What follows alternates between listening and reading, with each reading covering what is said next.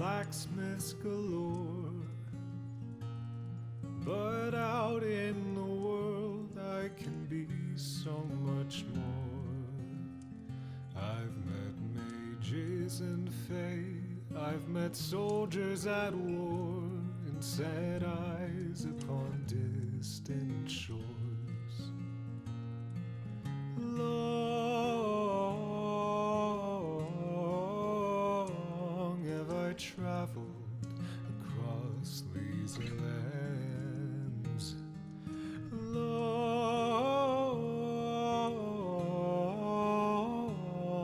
is the journey that never ends.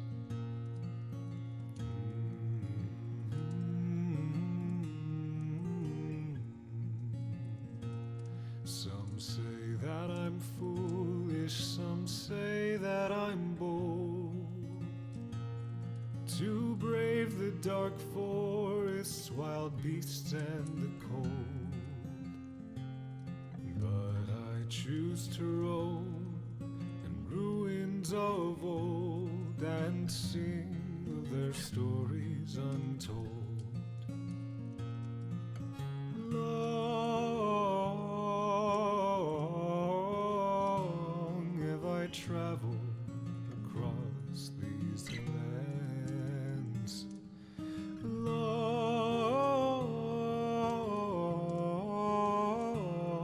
is the journey that never ends. My journey shall never end.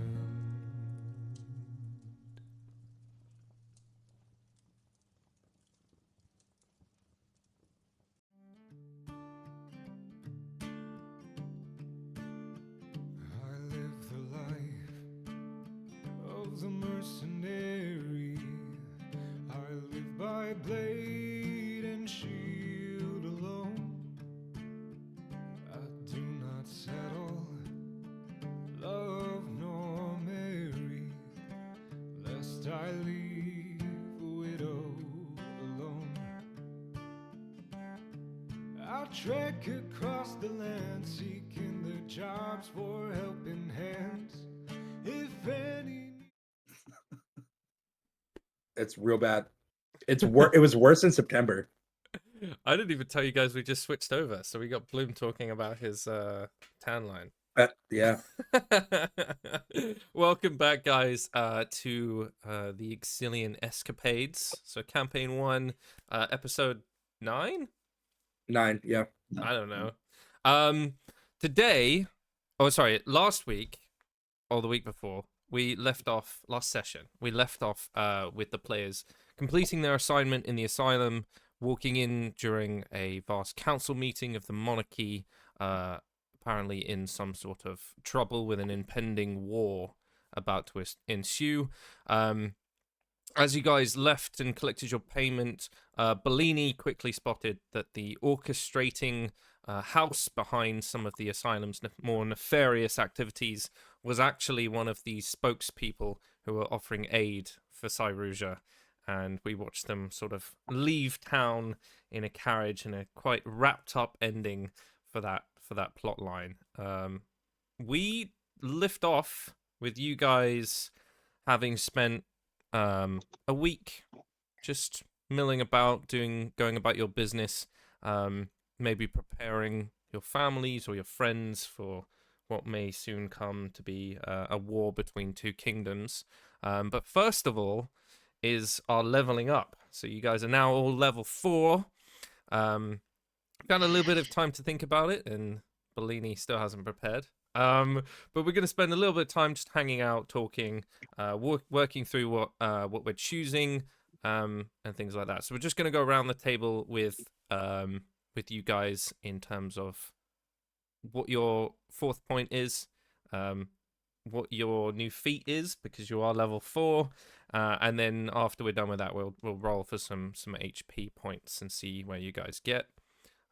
As usual, if you roll a 1, you get to roll it again. If you roll a 2, it's your fault. But yeah, we'll start off with Ku. What do we think What do we think we're taking our points in? Yeah, so I did an ASI for Dexterity and Constitution. Ooh, nice. Very nice. And you're taking another point in... So one in Dex, one in Con. No, I meant your point of level. Are you sticking with Rogue? Oh, yes, staying Rogue. Yes, very nice. Absolutely. Geo, what are we thinking? Geo leveled up his fighter, and then he took Strixhaven Initiate. Ooh, shit. So A little bit different. Geo can now use his magic. That is very cool. I can't imagine Geo... I don't know. We'll have to work out how he discovers he's able to now channel this. That'll be very interesting to find out. He Bellini... eats a spell book. He eats a spell book. Bellini, Or like a what we mana decided on? I'm taking a 4th level in Druid. Mhm. I'm taking a feat, and I think I'm just gonna be a little lame, and I'm either taking Resilient or Warcaster. I'm deciding between the two. Mhm. Because I'm a turtle, and when I get hit and I have concentration spells, it sucks. It does suck. That is true. So, yeah, it'll be one of the two. I'm looking at my character sheet right now, Mhm. and who knows? But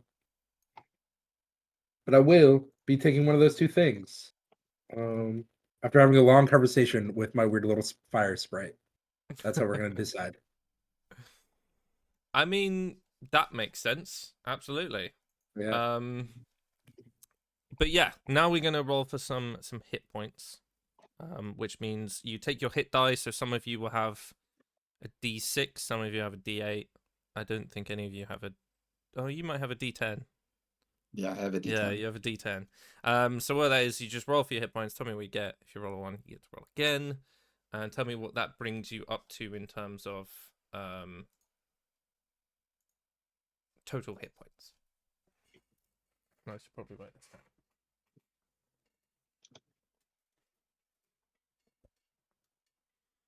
Do, do, do. 10. Oh, fuck. Because you're not beefy already as it is. So what does that bring your total up to? 54. 54. Damn.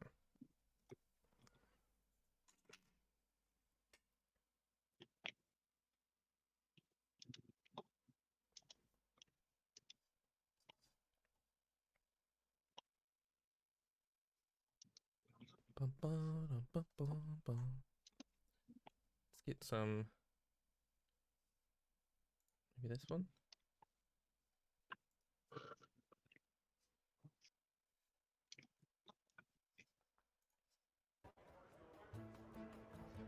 There you go. Have some background.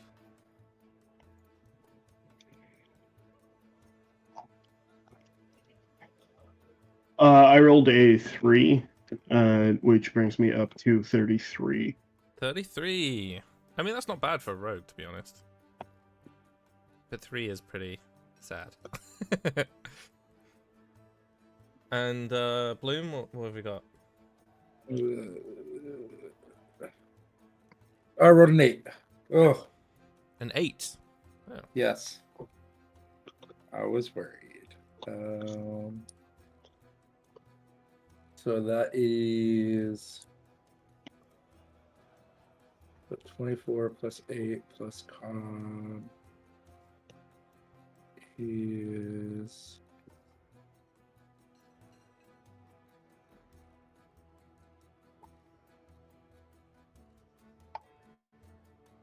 my con modifier.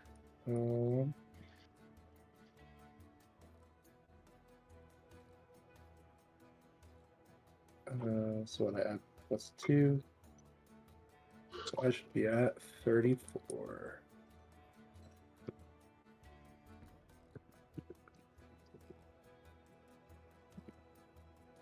Not 3. 34. There we go. I'm a little bit beefy. I mean, you have an armor class of 19, so that's not really Yeah. surprising. Yes, so you guys are back in the city, obviously, in Tazisrela, and you have a week's worth of downtime. So we're using the downtime activities. Von, what would Ku be doing during his downtime? Do you think? Probably committing crime. That seems. But let Seems me about double right. check one thing real quick.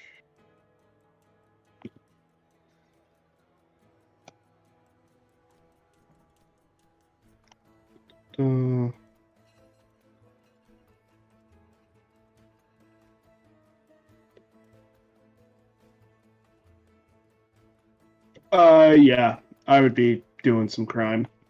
Yep. Fair enough. Do you know what sort of target you would aim for? So obviously you've got someone who's maybe a struggling merchant all the way up to someone who's super duper wealthy, maybe super duper rich. Yeah, just reading through this real quick.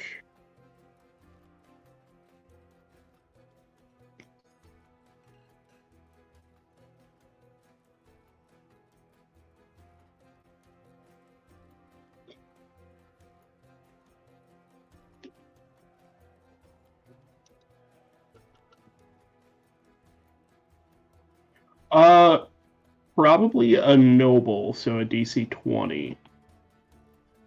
Interesting. Okay. So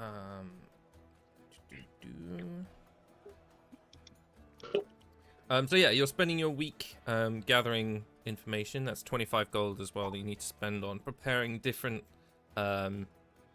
gear or paying people to get a little bit of information about this noble.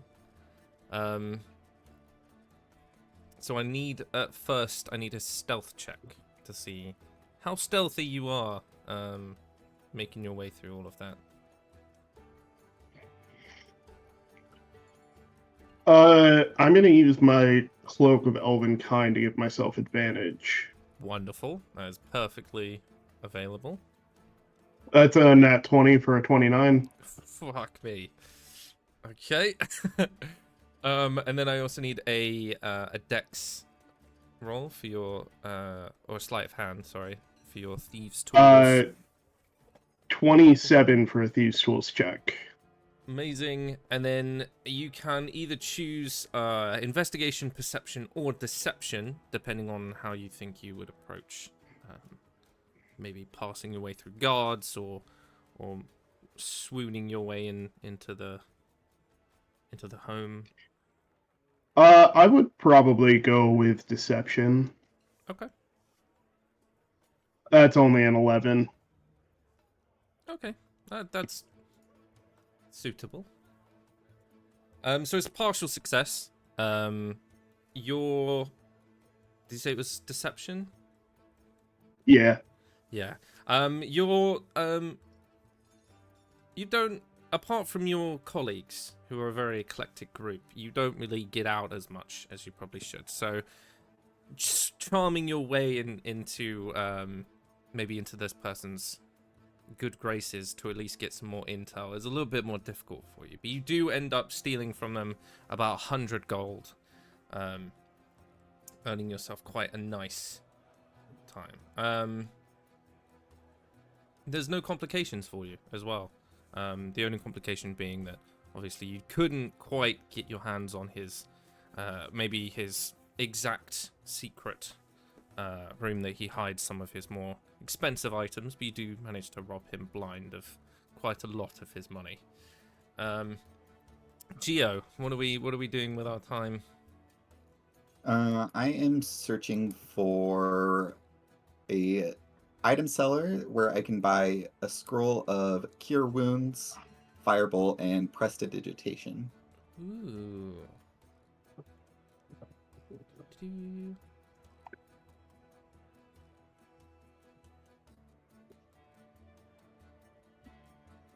What were they again? Sorry. Firebolt, Prestidigitation, and Cure Wounds. Digitation. Do, do, do, do, do.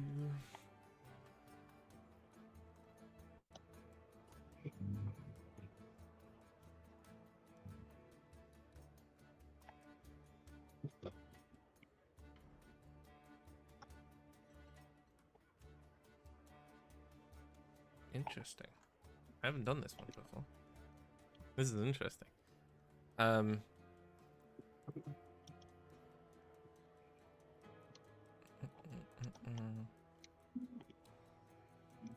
Would you yourself be looking to describe them, or would you seek someone else out to just buy them?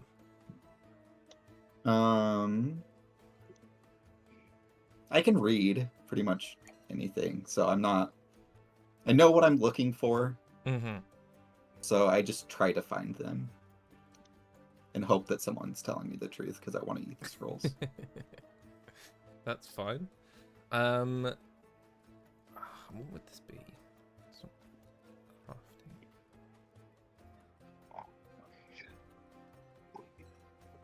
I think I can scribe all of those scrolls. crafting. So it's what? Prestidigitation, Firebolt, and what? Cure Wounds? Cure Wounds, yeah. With my feet, those are the 3 spells that I chose. So 2 cantrips, 1 spell. Prestidigitation and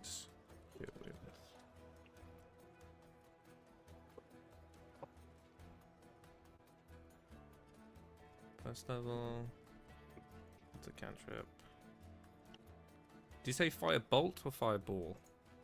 Bolt. Bolt.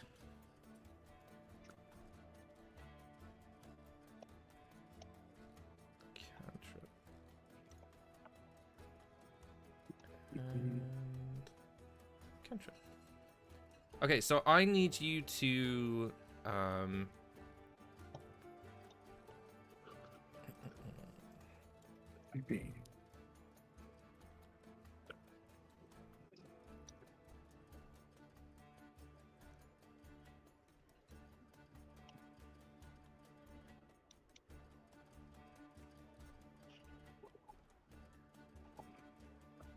interesting.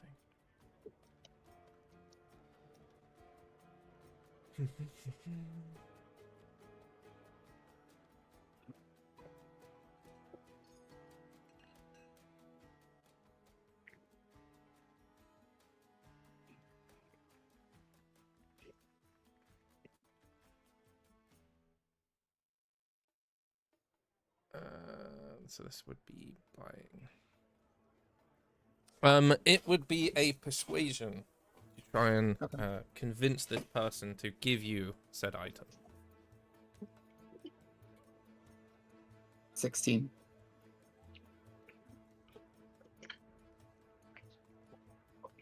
Yeah, so you spend about, I'd say, 50 gold looking around, and you do eventually find what you need. Awesome. After I give him the gold and I take the scrolls, I eat the scrolls. And then I feel really sick to my stomach and then just sleep for the rest of the time. Amazing. I love that. Is that how he learns it? Yeah. Okay.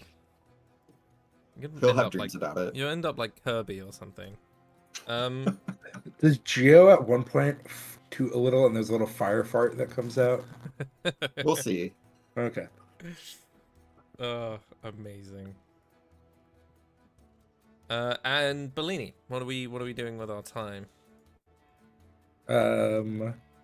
So on day 1, I have a talk with my fire spirit, and I'm taking Warcaster as my feat. Essentially, this little like I take him off. I take F. I did buy other outfits to match what my shift weave has. So when I do shift my clothes, F's clothes also change. Because it is important that we are on brand at all times. Yeah, you've Um, got to be on point with everything. yeah. F just has a little shift weave that matches my shift weave. Uh, and then we have a conversation while we're like standing in the backyard of the burrow house. As we just are throwing little fireballs. We're playing catch. It's real cute. Um, um, and then all of a sudden, my we have an uncle who fought in the war who had flashbacks all of a sudden in the backyard and jumped out of the tree at me.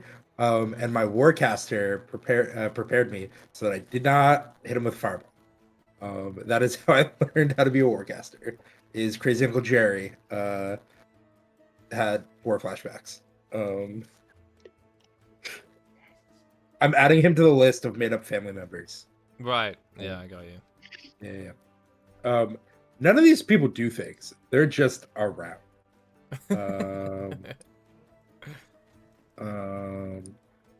My other do we Jerry who has war flashbacks.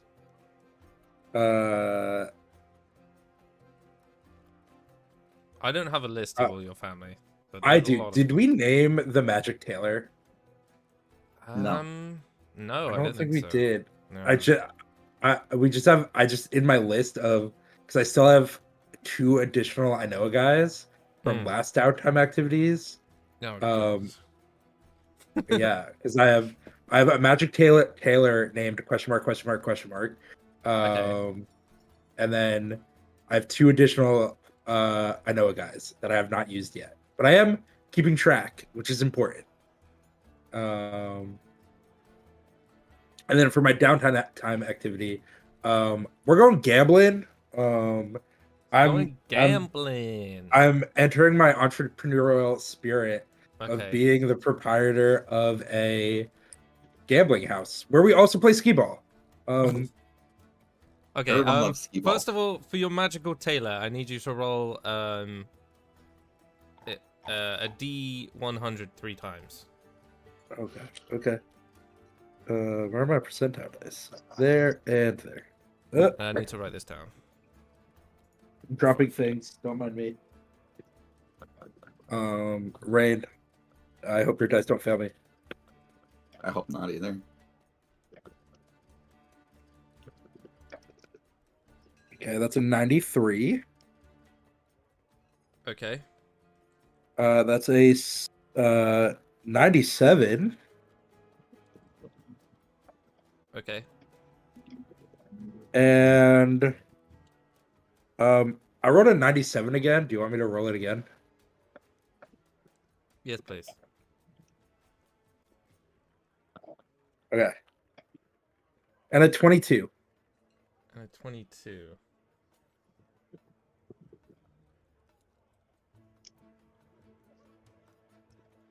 His name is Urin Gark.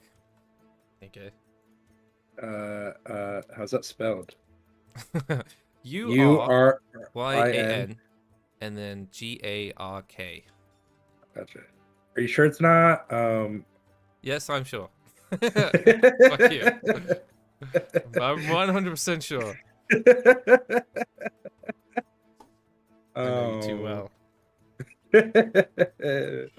Not pee pee poo poo. Yep. Okay, cool. And we're gonna go gambling. Okay. And I'm Are gonna. you gambling at your own establishment?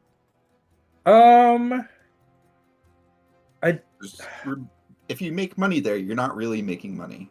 That's true. I'm gonna host a 3 Dragon Ante tournament at my establishment. Oh, okay.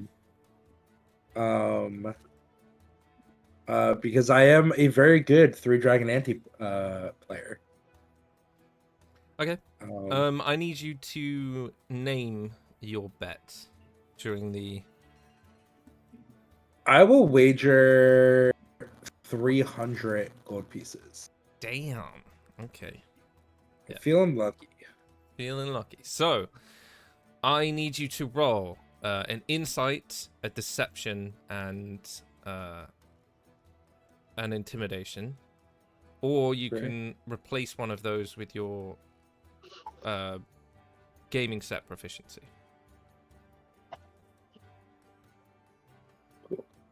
And gaming set proficiency is what? Proficiency modifier plus.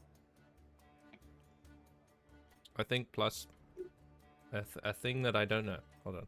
Yeah. Gambling set proficiency. Insight, deception.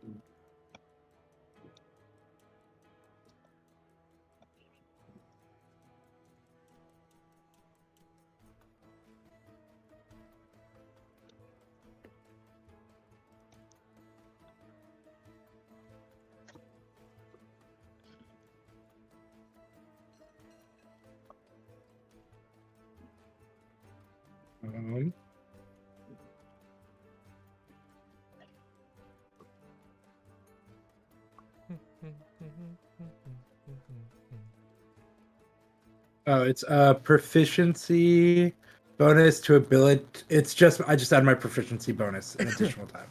Yeah. So okay, cool. But yeah, your insight roll, please. My insight roll. Yes. Big money, no whammies. Big money, no whammies. That's a 15 plus 5, 20. 20. Amazing. I need a deception check. Your bluff ability. I'm not gonna cast guidance on myself. That feels like cheating. 12 plus so that's a 15 with my 3/3 dragon anti-set. Okay. Additional bonus. And your intimidation. That is a 13 plus 3, 16. Okay. I also need you to tell me what sort of target audience you would go for in terms of lifestyle wise. Who you would be looking to attract to this place, and then depending on what you choose, we'll see where that goes. Yeah. I am gonna lean into my background of being like fortune favored, and I was lucky. So essentially I like keep running into these like different circles of people where it's like, oh, this person, like how we ended up owning the lucky shell is because I ended up like in the right place at the right time. Yeah. So I like put out a little flyer. I put out flyers. I go around. I go around to the like aristocrat district, and so it's not the nobles, but it's the like merchants and the traders and the and the courtesans. And I go, hey, come to the Lucky Shell. We're having a 3 Dragon Ante tournament.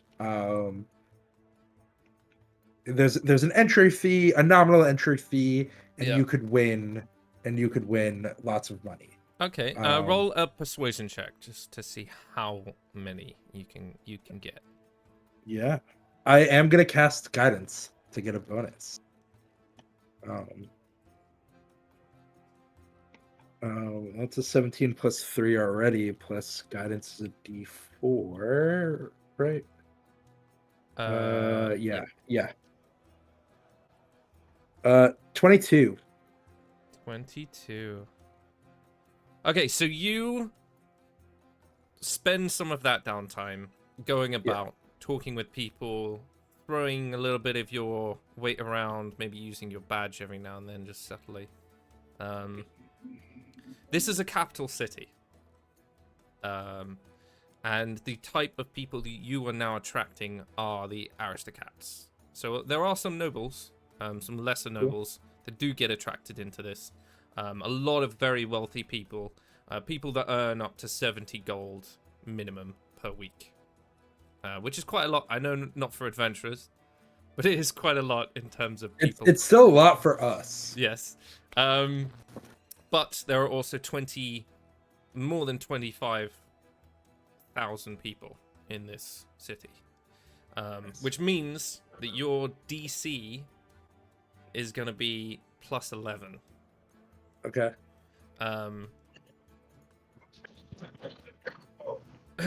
So, your insight roll was 15 plus 5, 20.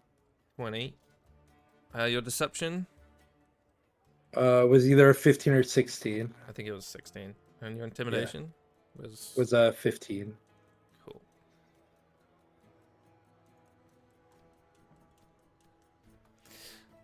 You doubled your bet. So you end up with Ooh. 600 gold. Let's go. Yeah.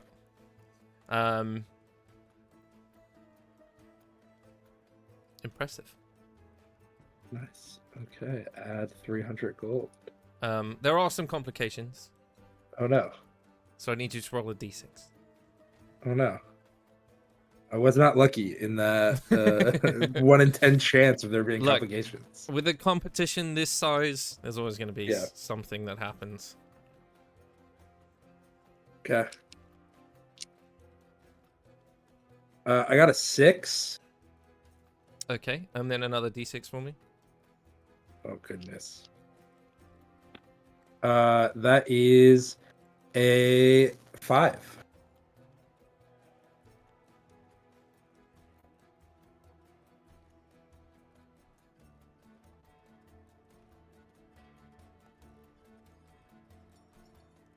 Okay. You grab the attention of someone. She's tall, has sort of curving horns, dark red skin, a beautiful, elegant hat that's made deliberately to sit within those horns. It's quite wide-brimmed. She has a reputation for being a gambler. She likes to go to cities and into tournaments and win against people. They invite you to a game, a separate game, after they lost to you in your tournament, where you have to bet 100 gold against 4 mystery chests that she has. Okay. If you win, you get to choose one of the 4 chests without opening or touching each of them, which you did. Okay. Each chest has a different item inside. The 4 items contain different things. Okay. So what do I gotta roll? You need to roll. You don't need to roll anything. You need to pick between 1 and 4. Great. Big money, no whammies. That's we're gonna look at what's behind door number 1. Door number 1 is a stuffed monkey worth 5 silver. Let's go. Sorry. So that's what happened. Nothing bad. Nothing bad. You won the game. So it's not an issue. Great. In comparison of size to F, how big is this monkey? Probably about the same size. Great. I fashioned a second little shell holder, and I put the stuffed monkey on there, and F and the stuffed monkey are just holding hands. Love it. You love to see it. Cool. Add to inventory. Stuffed monkey. But yeah, that concludes our downtime activities and our leveling. And you guys start off your new week, maybe having collected yourselves back in the Tipsy Otter or in the Borough House. We're not sure, dependent on what you choose. And you haven't heard from anyone in a while, and are free to sort of pick your next move. whether that be asking if there's been any more rumors or contacts in sort of the darker side of the underworld, or investigating, maybe doing some jobs for the guards, or looking into anything you might be concerned about yourselves. Mm-hmm.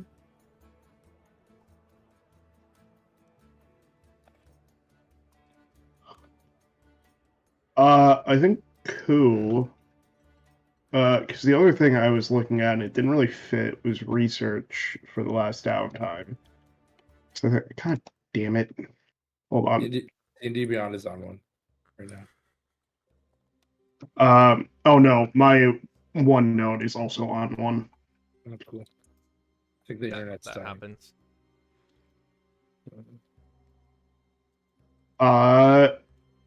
So I would like to look into this whole thing with Haskell. That Ooh. Okay. So where are you going to sort of to look into this, and would you make the others aware? I think at this early stage, I probably would not fill in everyone else. I would just use my bureaucratic background and go to like the guard captains to get copies of all the reports of probably the last month of patrols or missions he was on, to go over probably for the 8th or 9th time at this point. Mm-hmm.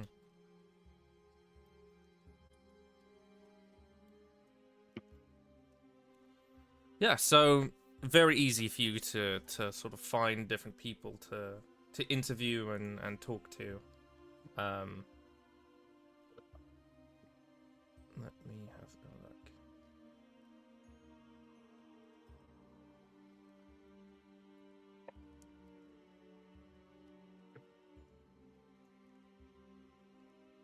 a look. Like you said, you've seen these quite a lot, and you've gone over them quite a few times. Talk to me about what Ku knows or knew about what happened to Haskell. Yeah, I think Ku knew that Haskell was in the guard. Probably didn't really know his position, but that was more out of ignorance of the structure of the guards rather than a lack of interest. Probably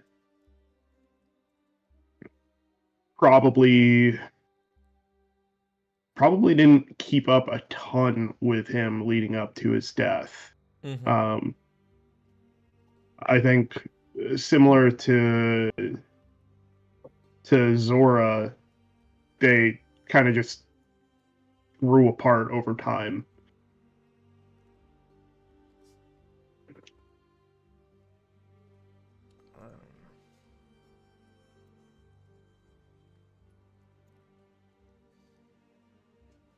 I would say that with your be gone Spambot.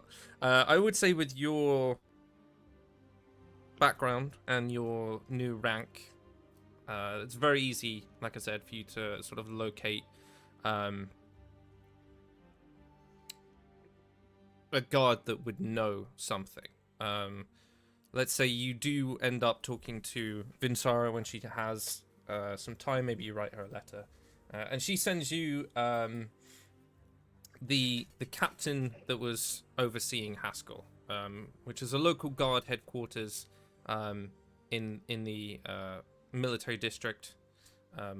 Very simple, sturdy stone building. So yeah, you're there by yourself, and you approach up to the desk of this officer who appears to be taken aback by the fact that someone like you would even visit him. Quite a simple guy, maybe mid-40s. Not really goes out a lot. He's just writing away at his desk.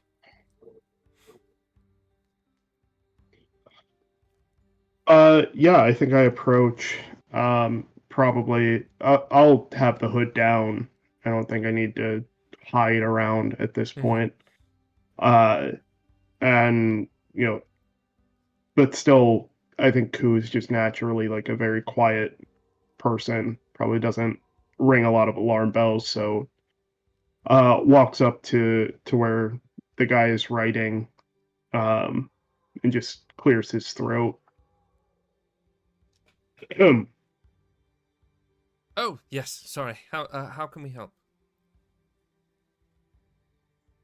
Uh, well, I've been reviewing some reports from a few years back, and I had some questions about exactly what happened. Some things that just aren't making sense to me. Right. Yes. Right. Yes. They said you'd be coming, and he sort of ruffles through a large stack of documents and just kind of lifts them up and like plumps them on the desk, and there's like a waft of dust into the air. Opens up this ledger.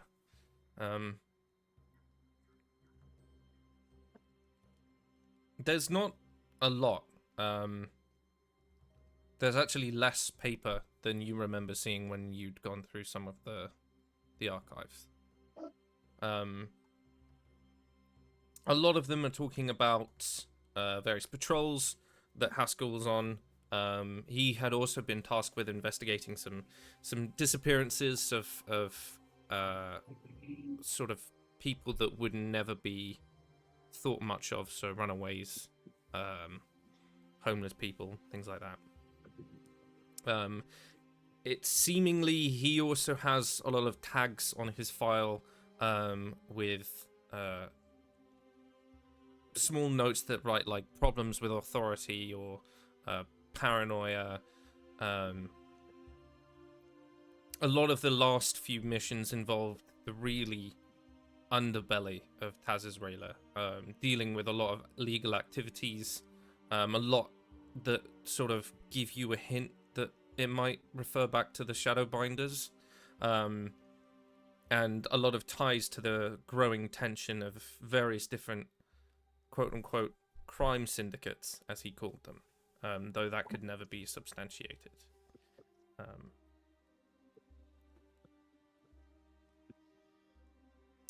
There are mentions of disappearances near the old ruins, where you had fought someone very recently, which sort of confirms your suspicion about some of the black market deals that he might have been investigating. A lot of the other things are very fragmented. It does look like something has been removed. But Haskell's movements were a lot in high-risk zones, very sensitive areas.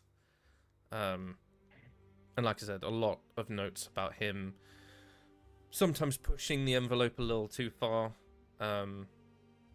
breaking protocol, going out on his own. More vigilante justice than usually things that the guards would be involved in.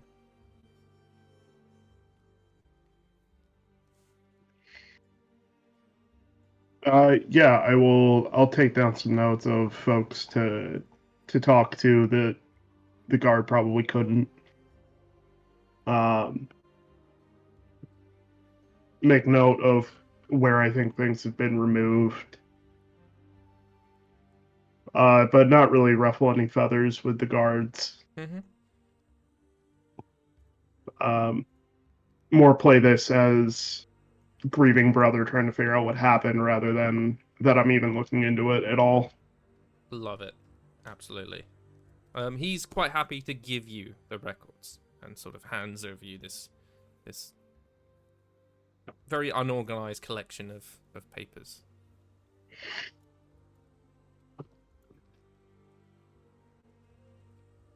Thank you. I'll return these when I can. That's absolutely fine. Take all the time you need.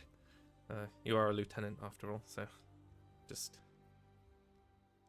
tell my boss I did a good job. And then he goes back to... Of course.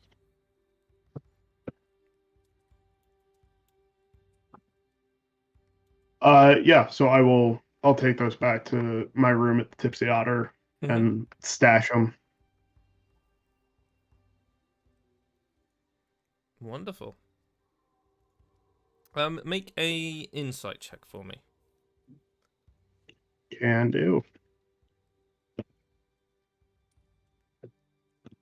That's a nat 20 again for a 22. It's not really a major thing. But you do notice that you haven't seen Skip Hoofs recently. You've been back here quite a few times, and it doesn't look like he's been there in a while. Your relationship is very much like don't ask questions. It goes unsaid. Yeah. So it's not a major thing. It's not anything that you think would be something dangerous. It just pings in your head that you haven't seen him in a little while. So maybe he's traveling or something like that. Yeah, I'll keep a note of it, but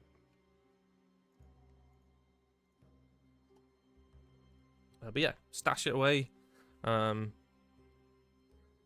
Is there any particular place that Ku would decide to put something to hide it away? oh, there's probably a million, but I think for this, it's like a false drawer in a desk.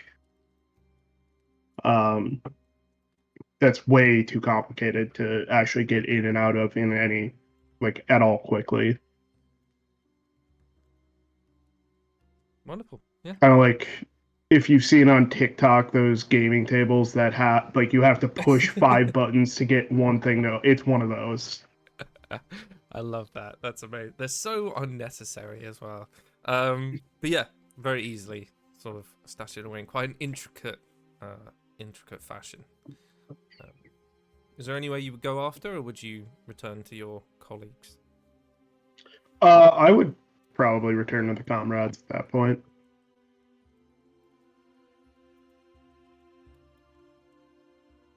But yeah, so you guys are back at the Burrow House. Geo is midway through eating probably a table at this point. My mom is just whacking him with a newspaper. Stop chewing on the table. I've already had it mended twice this month. It's about lunchtime, and Geo's just like chomping literally at the bit, ready to be served lunch. And you all watch Ku sort of walk through the door. Ku, would you be trying to hide your concern for your brother, or would you just be openly about to tell them what's going on? I probably wouldn't give them all of the details, but I would let them know, it's someone I'm related to. I saw something that indicated he might still be alive. What happened, but I won't give them the exact vision that I had. Sure. I'd say for you guys, you notice that he looks kind of brooding, but that seems to be Ku's default. Nothing much that you can tell.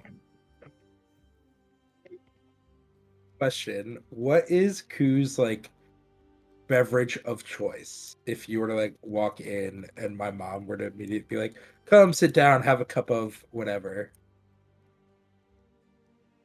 Probably very dry, very dark red wine, if anything. Cool. Cool. My mom just sees you walks in and just pours you a glass of wine and hands it to you. Welcome, welcome, welcome. Come sit, come sit, come sit. Yeah, Ku will kind of find an open spot and slink into it. Bellini looks up. Ku, glad you're joining us. We're about to eat lunch. I already started. This table tastes pretty good. I'm just sad. I'm gonna have to pay to get this mended again. You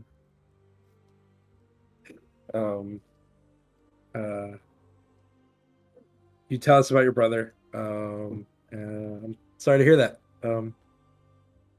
Anything we can do to help? I'll let you all know if I need help. At this point, I have some contacts of my own to run down, but I think we have some more immediate concerns with whatever was happening with the asylum, and making sure that doesn't continue. Yeah, I war between Tessarela and right. We're in the city of Tessarela, right? Yep. Right. Cool. War between Tessarela and our neighbors would be well bad for business. I don't know how many people will be playing skee ball if there's a war on. Those balls might need to be used for other things. Kinky. Actually, wait, no, But skee ball so might. I can eat them? I'm No, finally gonna eat the ski balls? no, they're not for food. They'll be used to like make gears and other like ball bearingy required materials. No, you cannot eat the skee balls or my mom's table. I already ate the table. No, I'll send for the mender. Get mending the like whatever. Somebody will come cast mending on it. If you're hungry, we can buy you more food. Well, I just woke up from like a week's nap, so Would a good berry satiate Chio? I mean, it's technically magical, so potentially yes. Or would just Chio learn how to cast good berry? We may never know because I've never prepared the spell yet, even though it's real good. It is real good. It is a real good I spell. know. Oh, you're down here, Smushberry in face.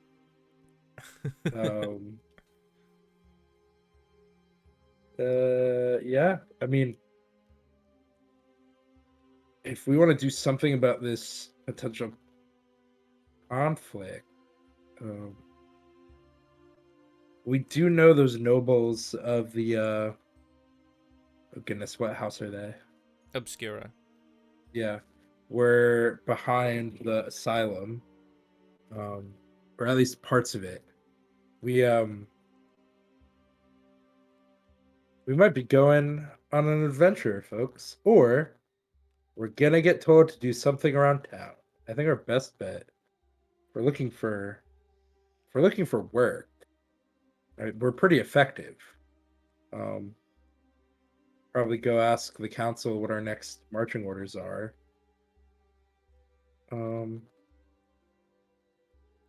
Either that or we could check the Adventurers Guild board. I'm down for either. I'm just excited to go hit some people again. It's been too long. Gio, we can enter you in the pit fight if you're really concerned about punching people. I mean, that's what adventures are for. That's true. Who wants That is actual true. rules?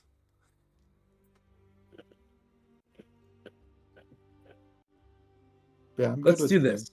Let's go to the Adventurers board and then see if there's anything appealing, and if not, we'll potentially stop a war or start one. One of the two.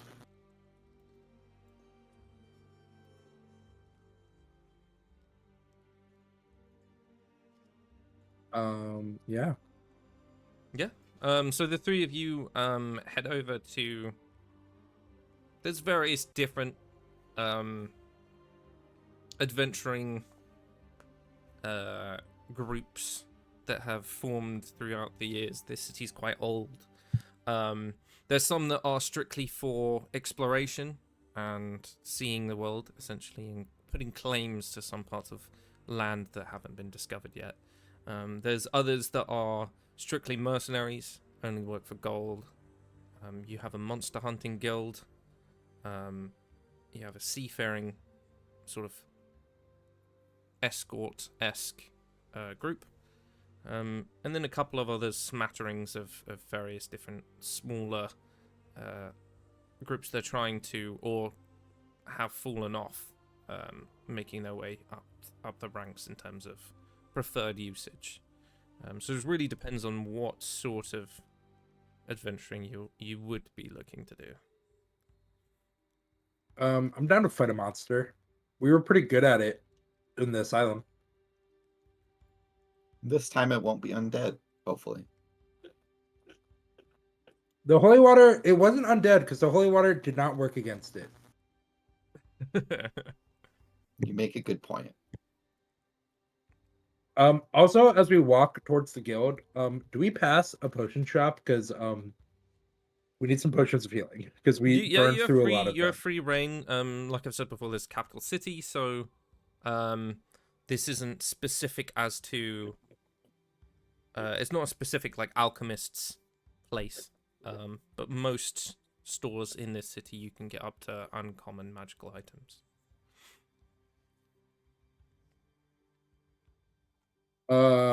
I'm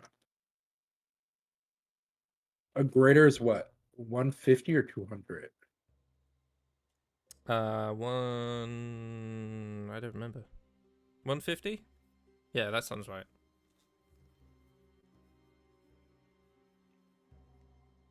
Mm. Cool. Who are you down to fight a monster? I I feel like it's been like I don't know how quickly a war would start. I think Vaughn is muted. Of course I am. Sorry about that. I've been dealing with a little bit of stuff now still, and didn't want all of you to hear me hawking up loogies over here. It's all good. As pleasant as that would be. Yeah, I think the monster's the more immediate concern. A war, it's unlikely four of us will stop a war immediately, though we may have a role to play. The monster seems to be more of an immediate concern.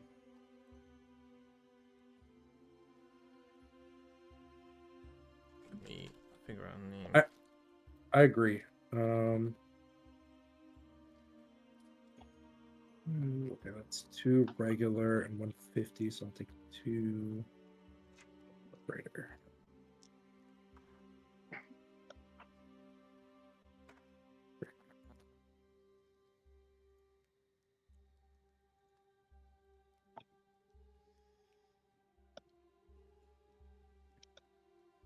Gambling paid off. I can afford better potions. A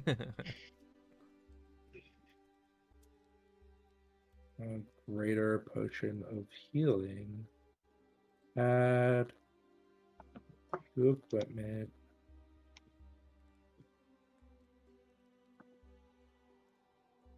I have 2 of them.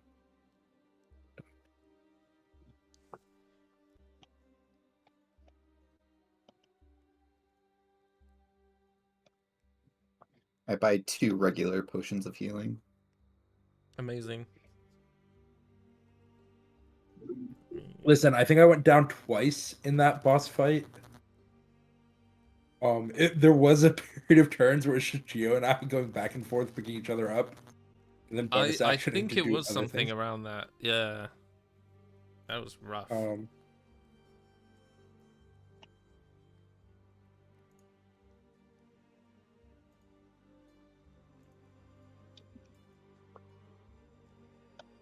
Cool. But yeah, you are quickly able to find your way to what's colloquially known as the Monster Hunting Guild, or Beastbane, as a lot of people call them. It's not mystery. It's not Mysteries Incorporated. no. Although I have a feeling that's going to be your group name at some point, knowing you lot. It's yeah. I'd say for this one, it's quite a large, long, very structural building. A lot of the buildings in Taz's are very functional.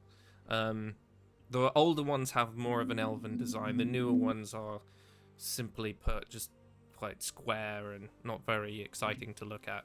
This one, however, is one of the older of the buildings, and very elegant architecture, very curved edges and all of the swirls and elegant woodwork.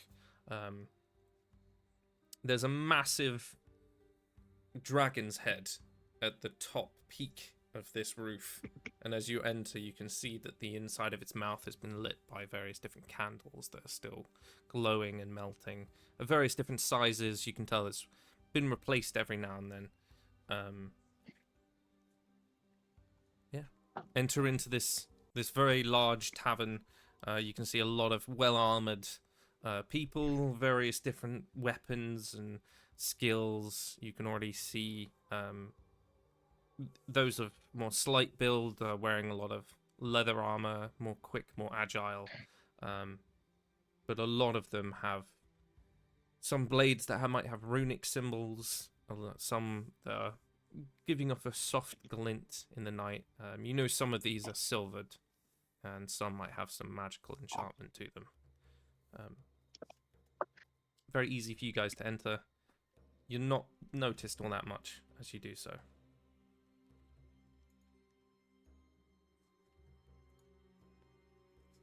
Is there a job board on a wall? I would say yes, yeah. At the back end, there's sort of the large large wall that just has various different pieces of parchment, and either nailed, some got daggers, some have arrows stuck in them, things like that.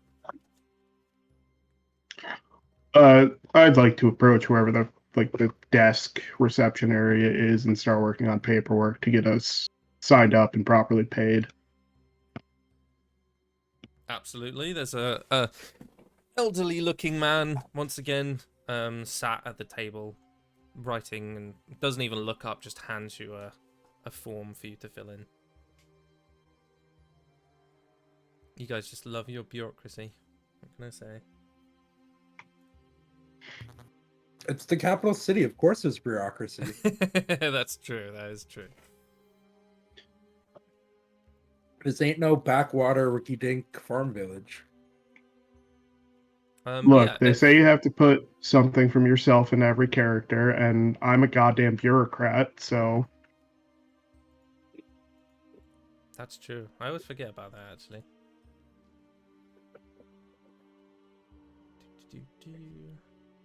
I don't know what I've put into Bellini, but whatever it is, I love Fuck it. knows.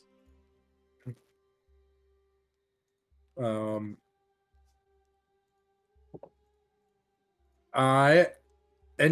and I are looking, and there's some paper all the way at like the really top of this really tall message board, and I tap Gio and I go, wait, give me a boost, give me a boost, give me a boost.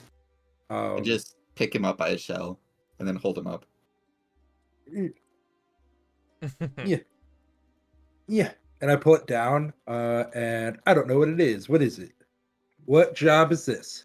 Also, I don't let Bellini down, so I'm still holding him as he's reading it. It looks like an advert to find something that has been eluding a lot of monster hunters over the years. They say it's... I'll actually roll for this because I have a table. If it's too scary, I'm putting it back up. Bellini is It's a confirmed, as you know. Bellini immediately puts it back up on the wall. As we know, Bellini is a big scaredy baby. He's not a big scaredy baby. He's a medium-sized scaredy baby. I see why I was at the top. Where did I put this? I'm essentially looking for something that like won't be too hard, like that's gonna kill us, but like isn't gonna be so easy that it's gonna not be exciting.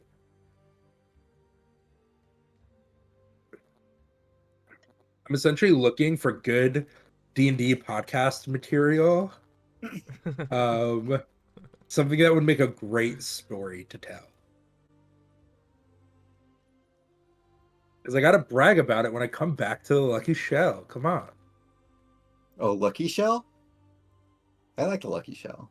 And then all of a sudden you just see Geo hold out his hand and a ball appears and then he eats it. Did you bring the ski balls with you? Gonna have to order more of them. No, I can do it again. And then he holds out his hand, another ski ball appears and he eats it. Gio, how long have you been able to do that? I've I don't know. I just wanted you were talking about the Lucky Shell, and I love skee ball balls. So I Skee-ball. know what I'm gonna get you for candle nights. Bag of. I'm not gonna spoil it, actually, but good to know. I make a note. Wait, Gio, take your headphones off. Cover your ears. And I go to F and I look at F and I go, F, remind me to buy Gio skee balls, edible skee ball balls for candle nights. It'll make him happy, and or his birthday. I think candle nights comes first. And then I tap Gio and I say, you can uncover your ears. You're good.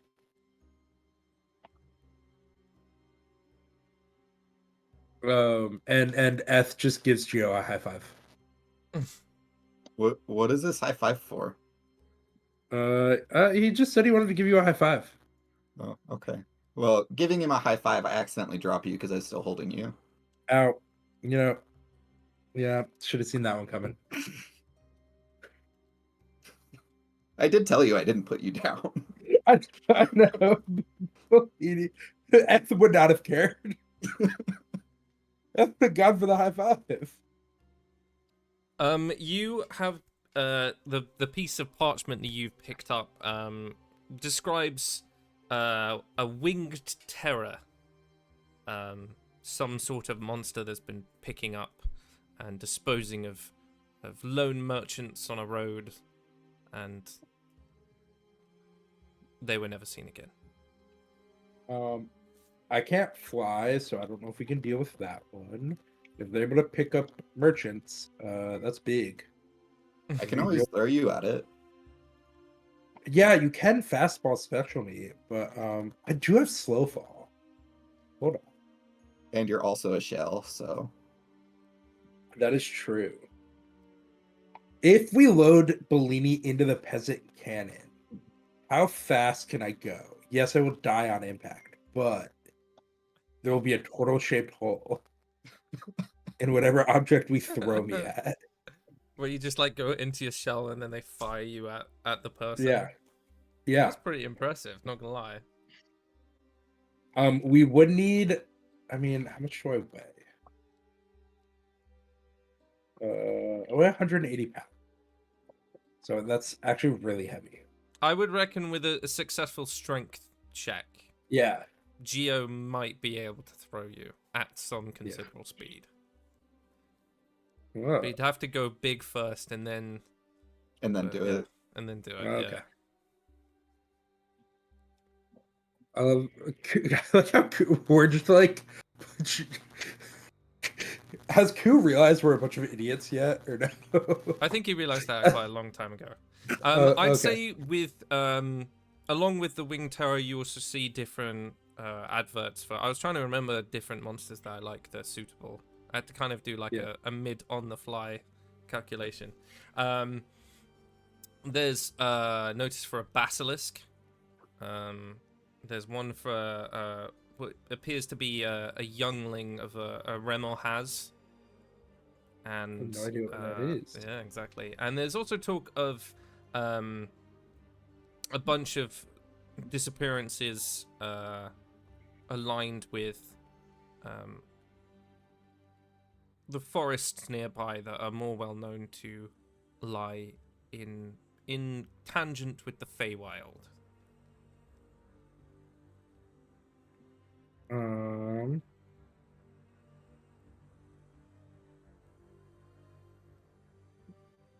I look at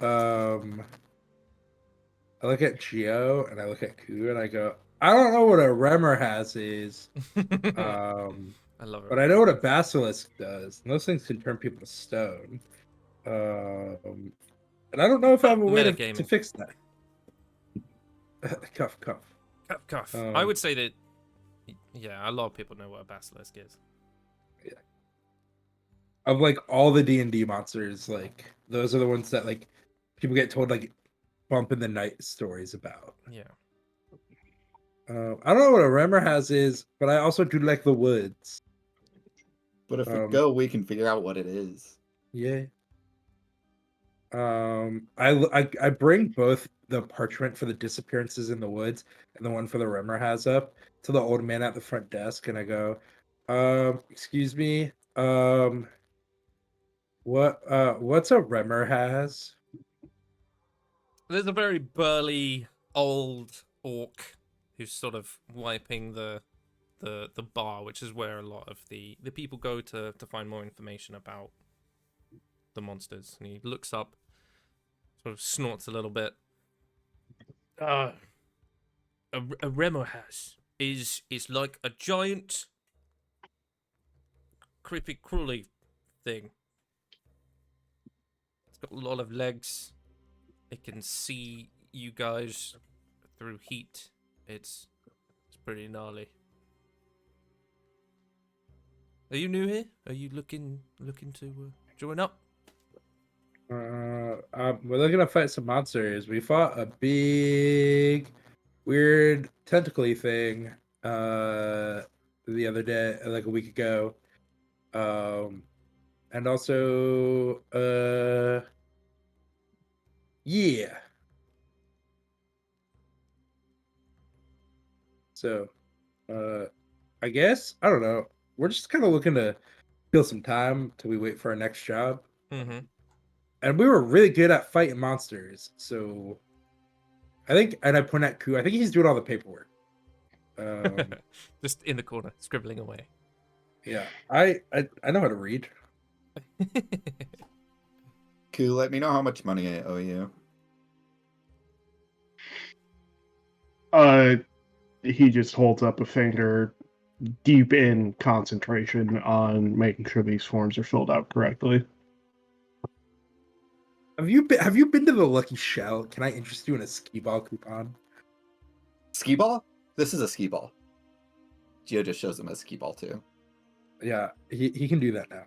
But the premise of the game, you take said ball, you roll it up a track, and there's a series of holes to try to get it in. And the goal is to get as many points as possible. And if you win, you get tickets that you can redeem, or gold if you want. Well, you get tickets that you can then redeem for gold if you want to. But you can get tickets and you can get prizes. And I pull the stuffed monkey off my back. And I go, and you can win stuff like this. And if you save up enough tickets, you can get a X Station 3, 4 light, but it's a lot of tickets. I hate you. An X station, really?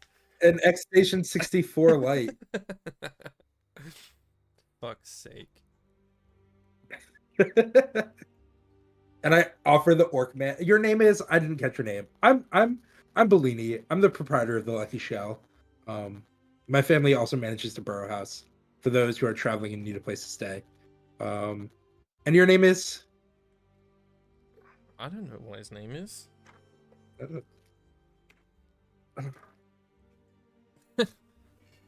I thought Stan. you just need to have a list of names prepared. I do normally. I just didn't bring them. I think they're in my bag somewhere. His name is Stan. Stan, nice to meet you. It's a very I'm simple Bellini. name. This is Gio. Hello. He's a hippo man. Is that offensive? I don't know if I've ever asked you that. I don't. There's only two of us, so I don't know how That's much true. offense you can get to two of the biggest guys in the city. That's true. I am a turtle. Well, if you're interested and if you have some free time and you're looking for some rest and relaxation, come to the Lucky Shell and play skee ball and other games. There are other games, but like skee ball is our get in the door game. We just had a 3 Dragon Ante tournament the other week. It was a lot of fun. I heard about that. Yeah. We had we had some nobles drop by. Fuck, I forgot the name of the traveling gambler.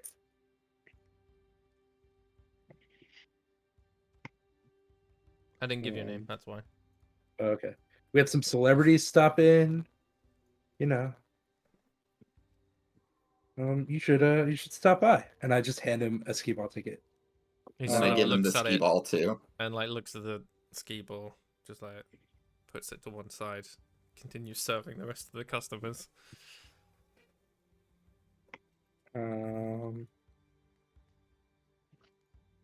But yeah, you now are holding this this page that describes what appears to be a young Remo has that's now been stamped to say that its task has been accepted. I wait. I was gonna ask. Ku, I think we're fighting a Rimmer has. So that's fine. And then, as the conversation's winding up, who walks up with essentially a book of papers to drop on the desk and go, "That's our registration. We'll see you when it's complete." Question.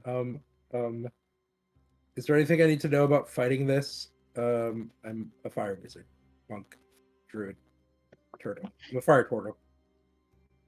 Are you asking Stan? Yes, I am asking Stan. He's like, I don't know. I'll just serve the drinks. Who fights the monsters? That you do. Is that that's what. Okay. That's the whole point. I go around the bar and I ask if anyone has fought a Rimmer has before. I want to do some research. A lot of your questions are result in like a lot of laughter and a lot of pats on your back and a lot of good lucks. From most of your questions, you get the guess that a Rema has is a giant insect-like beast that's like a cross between a worm and a centipede. Ooh. They're normally found in like a lot of cold environments, but they have been known to lurk in caves and a lot of underground places.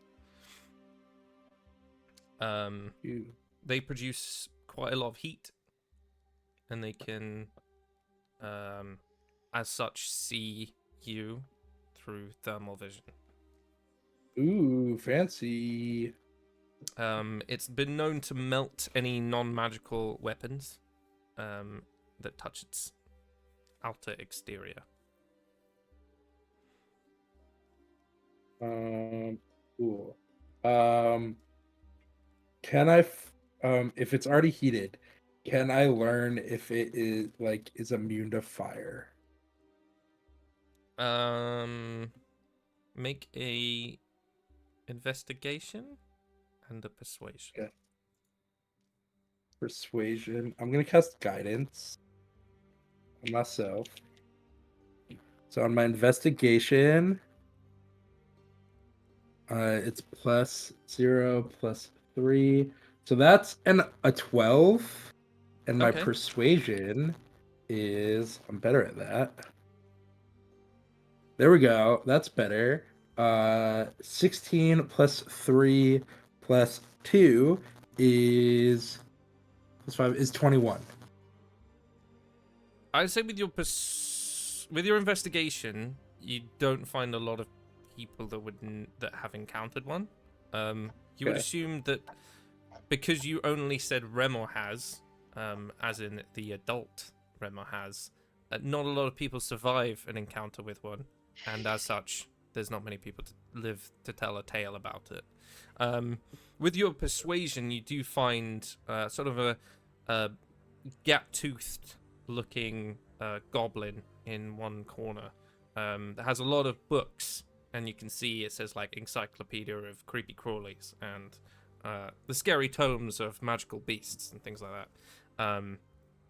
And he sort of walks you through some of the rumors about a Remo has, in that they are immune to cold, as they live in a cold environment.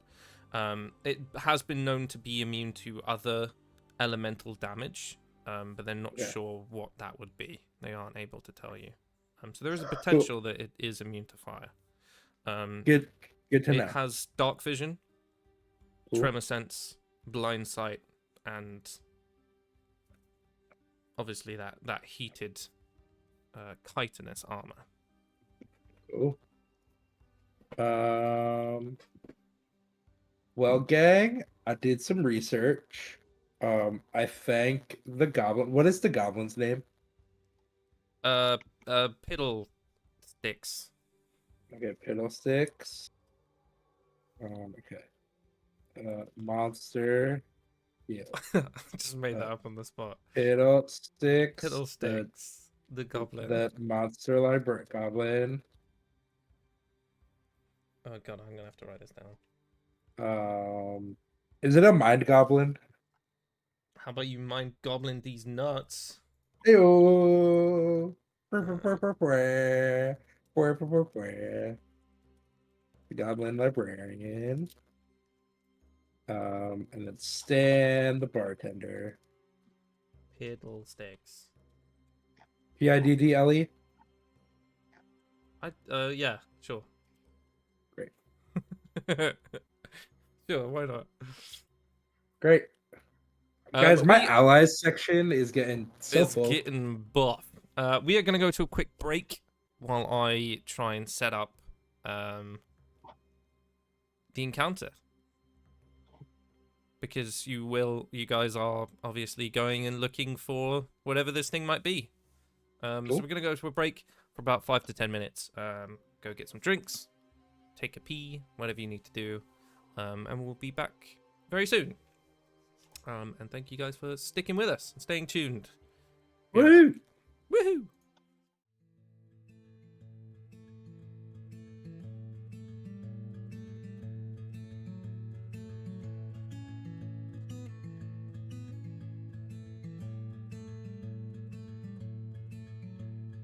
Find me a place among my brethren, the pines, the bees, the frost. I cannot stay where nature's embrace is lost. Find me where canoe nose makes his revelry.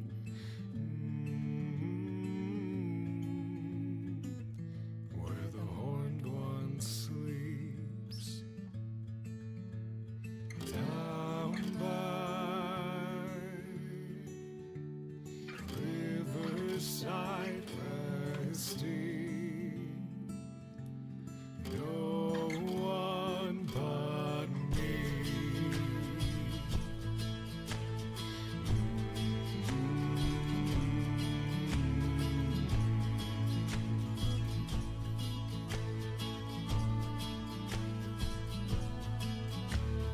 Leave behind your troubles and your worries. Set your soul on fire and dance among the trees.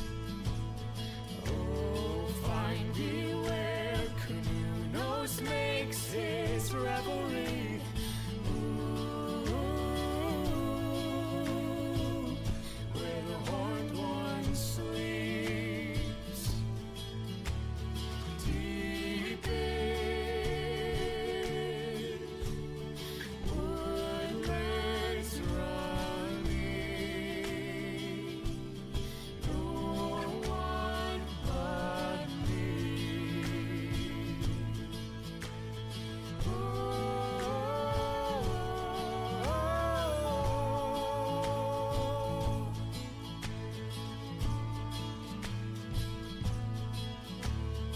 Wake up, breathed in ivy, bathed in the light of the moon.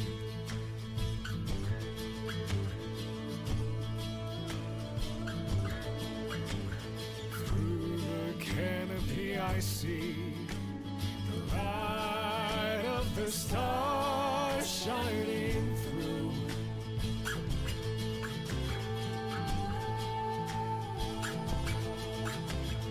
Down by shoreside singing, no one but me. Oh,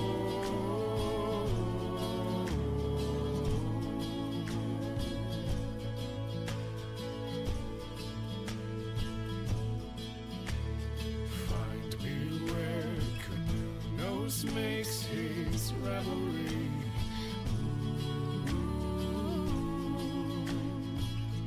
Where the horned one sleeps.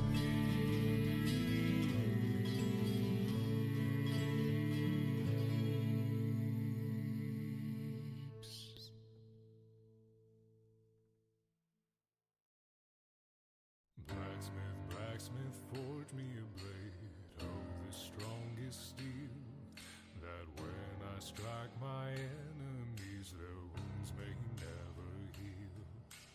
Blacksmith, blacksmith of your blade, legends there shall rise, for the blade that you will forge for me will deliver us from the night, the night. Oh.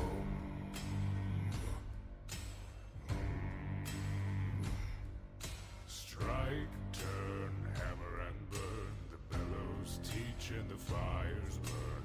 Iron, oil, temper and toil, the forge ain't hot if your blood don't boil. Blacksmith, blacksmith, forge me a blade to slay that evil heel, a sword that gleams like diamonds that can make the darkness kneel. Blacksmith, blacksmith, forge me a blade of the strongest steel, that when I strike my enemies, their wounds may never heal.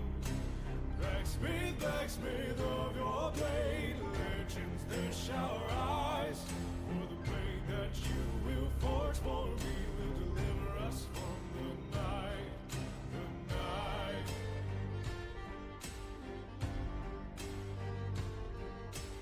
Hear that anvil ring, echo song of the hammer swing. Shape, grind, polish and shine, the world ain't ready for a work so fine. Blacksmith, blacksmith, forge me a blade, for to purge the blight, which creeps upon this world we love to take from us the light. Blacksmith, blacksmith, forge me a blade of the strongest steel, that when I strike my enemies, their wounds may never heal. Blacksmith, blacksmith of your blade, legends there shall rise, for the blade that you will forge for me will deliver us from the night. Blacksmith, blacksmith, forge me a blade of the strongest steel, that when I strike my enemies, their wounds may never heal. Blacksmith, blacksmith of your blade, legends there shall rise, for the blade that you will forge for me will deliver us from the night, the night.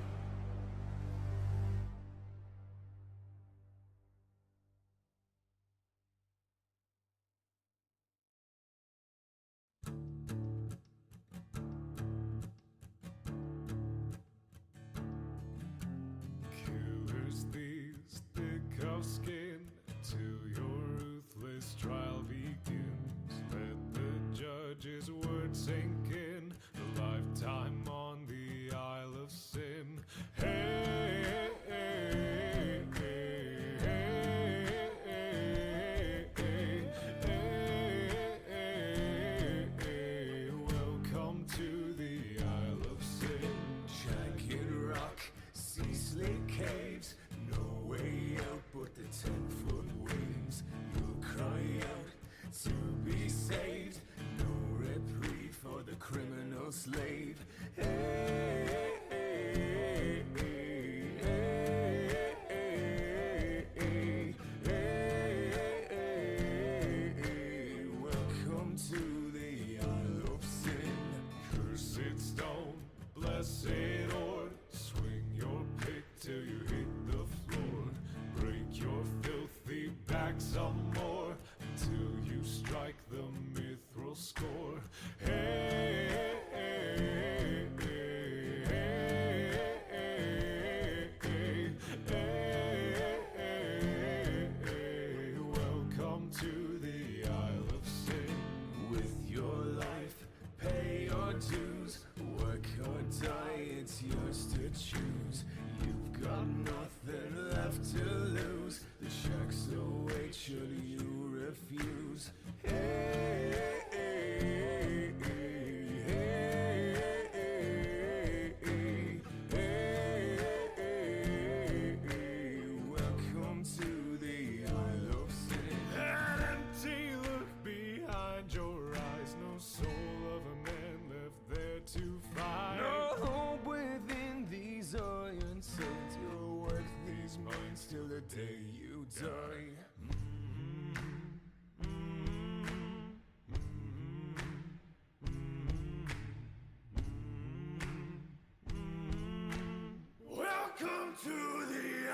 of sin.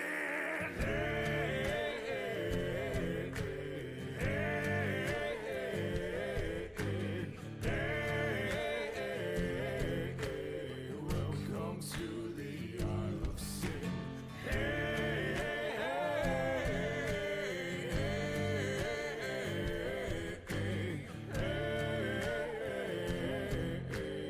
Welcome to the Isle of Sin.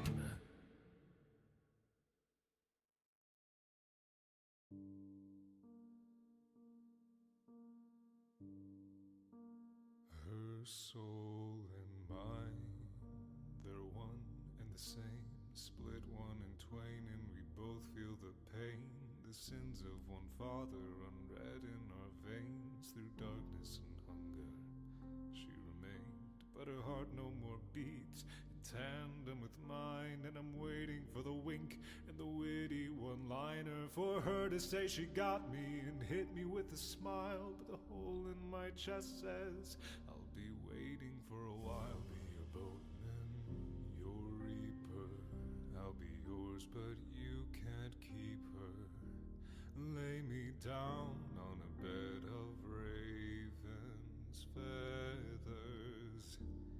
Dear sister, swear to me you'll stay close, never out of reach. Oh, do not go far from me until I'm gone. Mantle of death, black feathered crown, lift up this body, asleep on the ground. A soul for a soul, let mine be laid down in this tomb I wish had never been found. You were to champion, I want her back. So I'll be a boatman, your reaper. I'll be yours, but you can't keep her. Lay me down on a bed of ravens' feathers. Dear sister, swear to me you'll stay close, never out of reach. Oh, do not go far from me until I'm gone. There's no price too steep to pay to bring you back to life. Losing you is more than I could bear. So swear, dear sister, swear to me you'll stay close, never out of reach. Do not go far from me until I'm gone.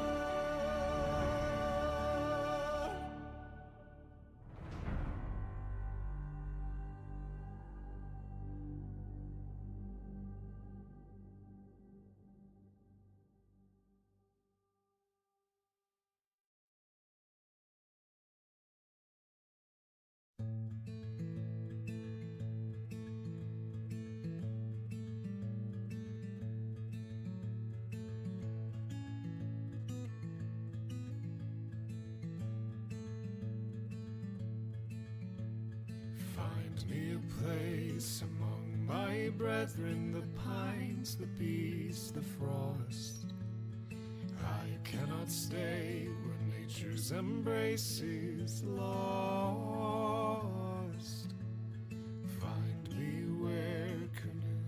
nose makes his revelry.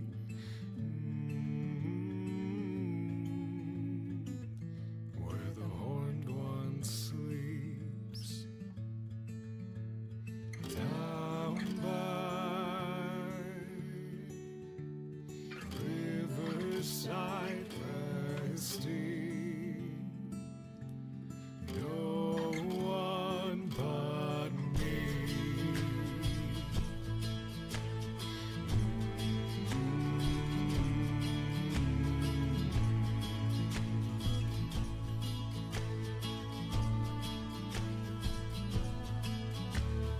Leave behind your troubles and your worries.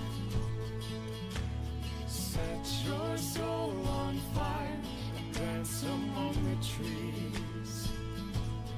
Oh, find me where Canunos makes his revelry. Ooh, where the horned one sleeps, deep in woodlands running, no one but me.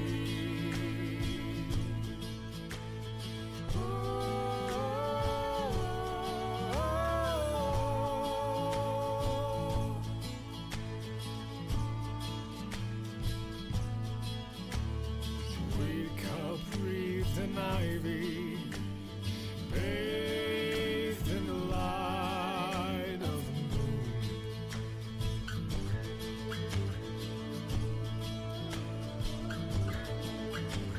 Through the canopy I see the light of the stars shining through.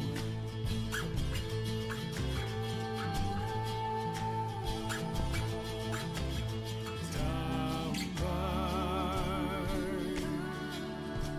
shoreside singing, no one but me.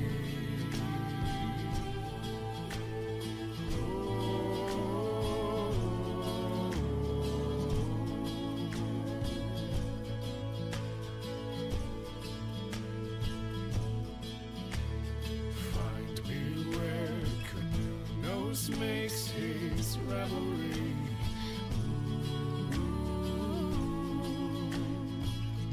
Where the horned one sleeps.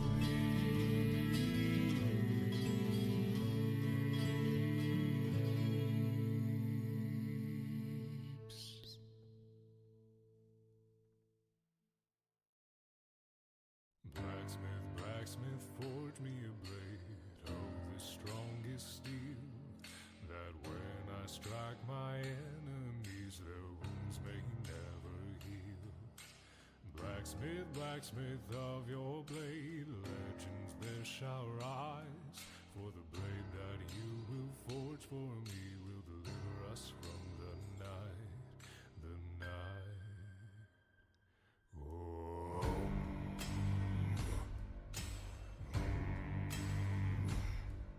Strike, turn, hammer and burn, the bellows teach and the fires burn. Iron, oil, temper and toil, the forge ain't hot if your blood don't boil. Blacksmith, blacksmith, forge me a blade to slay that evil heel, a sword that gleams like diamonds that can make the darkness kneel. Blacksmith, blacksmith, forge me a blade of the strongest steel, that when I strike my enemies, their wounds may never heal. Blacksmith, blacksmith of your blade, legends there shall rise, for the blade that you will forge for me will deliver us from the night, the night.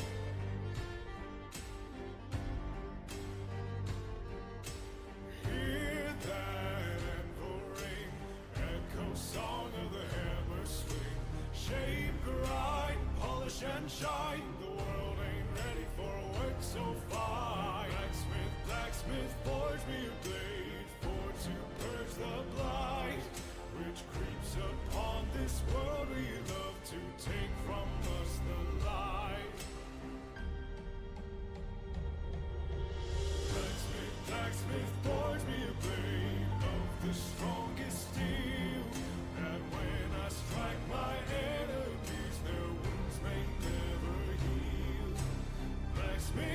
blacksmith of your blade. Legends there shower eyes. For the blade that you will forge for me will deliver us from the night. Blacksmith, blacksmith, forge me a blade of the strongest steel, that when I strike my enemies, their wounds may never heal. Blacksmith, blacksmith of your blade, legends there shower eyes. For the blade that you will forge for me will deliver us from the night, the night.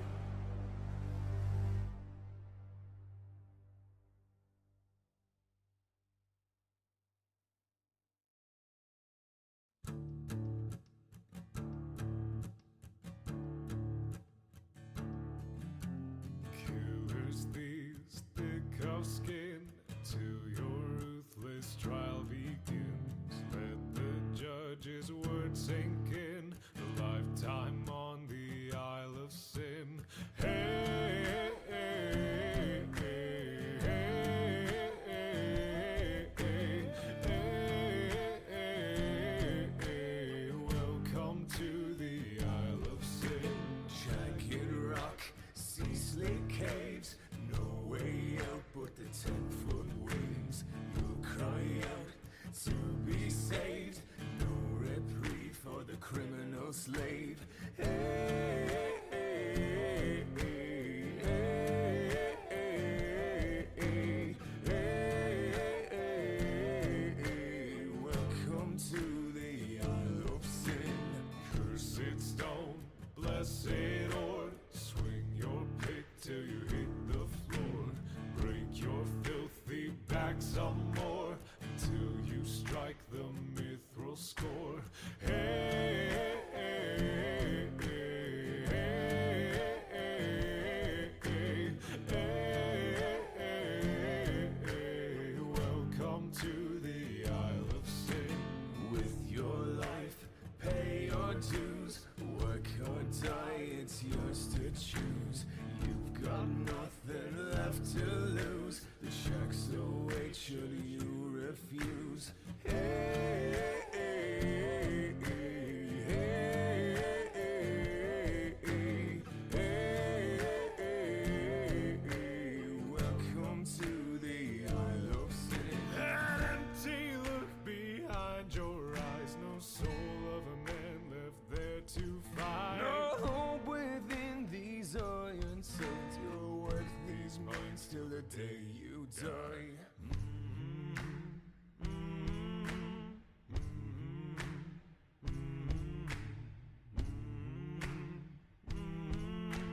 Welcome to the Isle of Sin.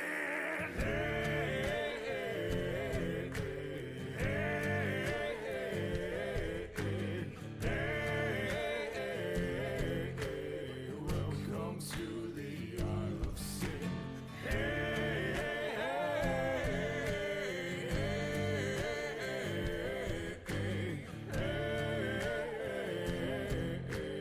Welcome to the Isle of Sin.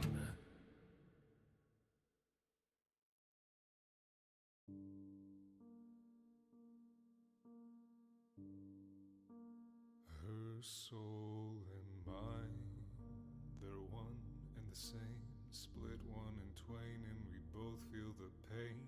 The sins of one father run red in our veins. Through darkness and hunger she remained, but her heart no more beats in tandem with mine. And I'm waiting for the wink and the witty one-liner, for her to say she got me and hit me with a smile. But the hole in my chest says I'll be waiting for a while. Be a boatman, your reaper, I'll be yours, but you can't keep her. Lay me down on a bed of ravens' feathers. Dear sister, swear to me you'll stay close, never out of reach. Oh, do not go far from me until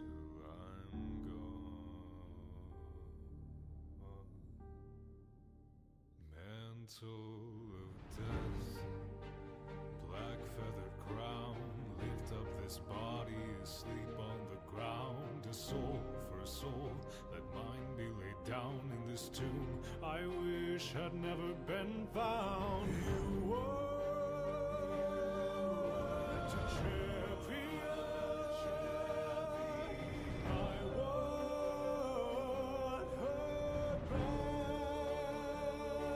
So I'll be your boatman, your reaper. I'll be yours, but you can't keep her. Lay me down on a bed of raven's feathers. Dear sister, swear to me you'll stay close, never out of reach. Oh, do not go far from me until I'm gone. There's no price too steep to pay to bring you back to life. Losing you is more than I could bear. So swear, dear sister, swear to me you'll stay close, never out of reach. Do not go far from me until I'm gone.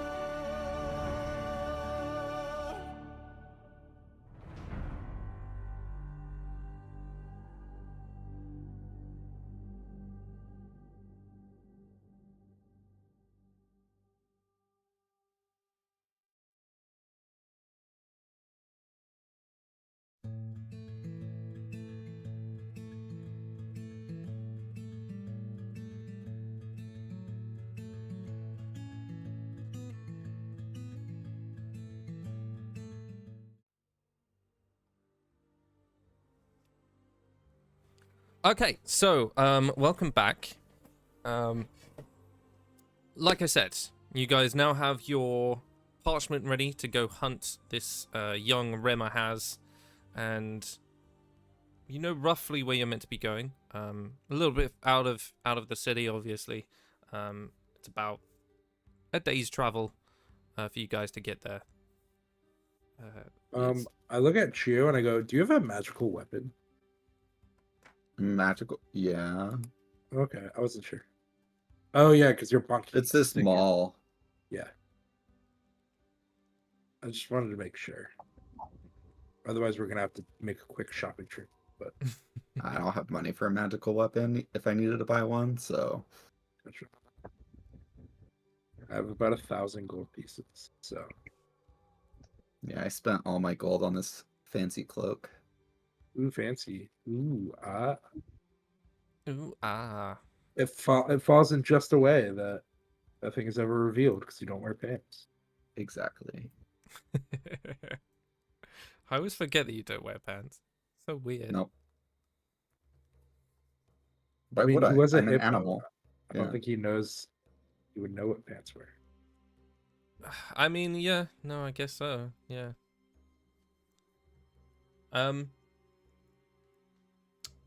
Yeah, it's a very simple, just under a day's travel for you guys to get to there. It's something known as Shuley's Hollow, which is a forest that also has various different caverns and caves. It's rumored that this is where the Rema has might be.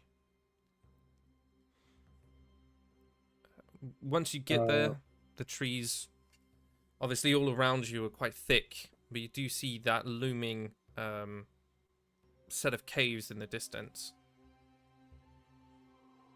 What do you want to do?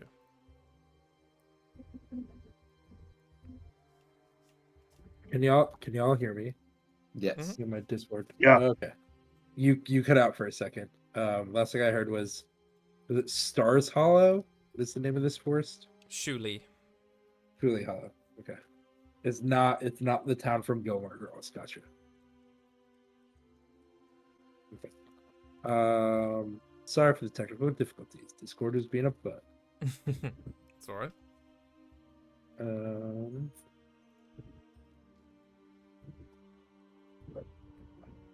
Yeah, I guess we approached the hollow.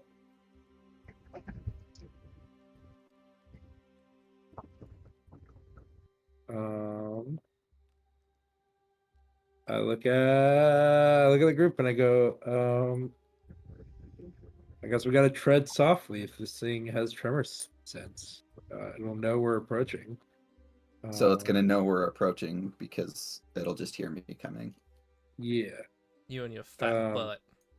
Yeah. Yeah.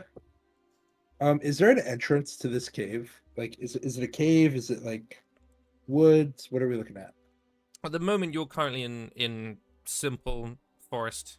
A lot of trees. You can see some cluster of caves off in the distance. You know that this is roughly the direction you needed to be going. But at the moment, you're just stood in a forest. Gotcha.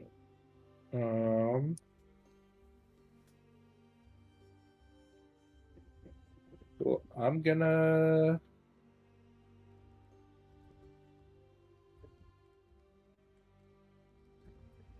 I guess I'll lead the way, walking forward.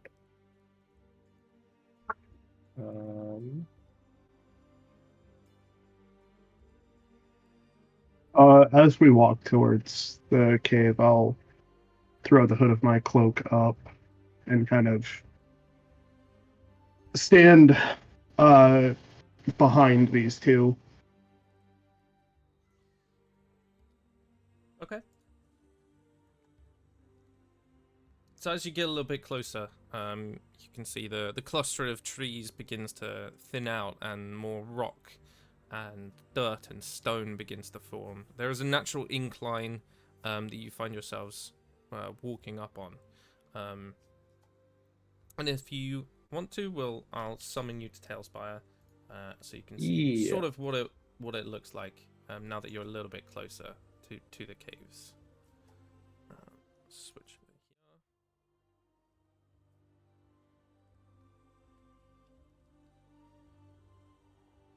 over here. Download off. Spin the camera. Remember how to use Tailspire. I don't know why you have such a problem with the camera. It's so weird. I think part of it is like I didn't realize there wasn't like a top-down view for a very long time. Yeah, Um, I can't remember what button it is. it's click middle mouse, and that changes the angle. And then a big part of it was I didn't realize you could change the floor level. So like if you drag the green arrow down, it Oh brings yeah, it. yeah. So you can. I mean, I can't do that because then it'll give No. it away. But Yeah. you can like. Woo. I guess we walk along this path towards this river. Let's Yeah. go.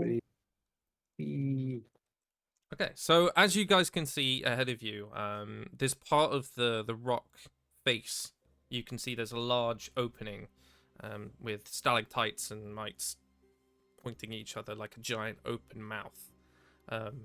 Ahead of you, there's a series of small, what looks to be very precarious rocks.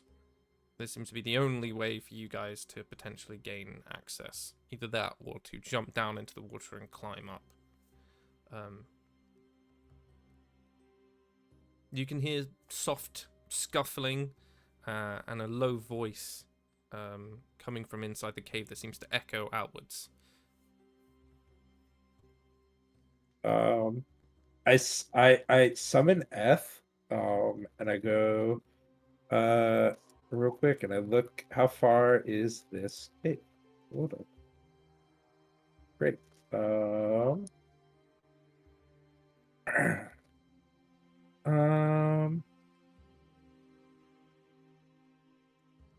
we're gonna have to make a couple jumps, but Eth and I, Eth is gonna like hop on my shoulders and teleport me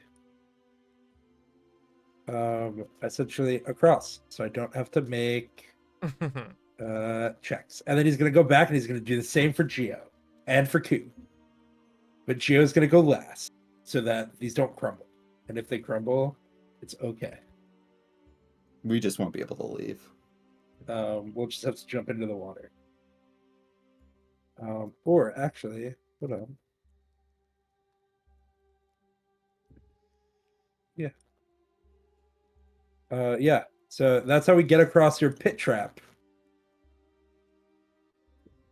With fire magic and bullshit. I forgot about that. I mean, me it find does a take flaw time. in your pan. It does take time though, because you can only teleport so many people at once. But it like teleports us halfway. We stop on the platform, teleports us the rest of the way. I mean, that's fine. I will say that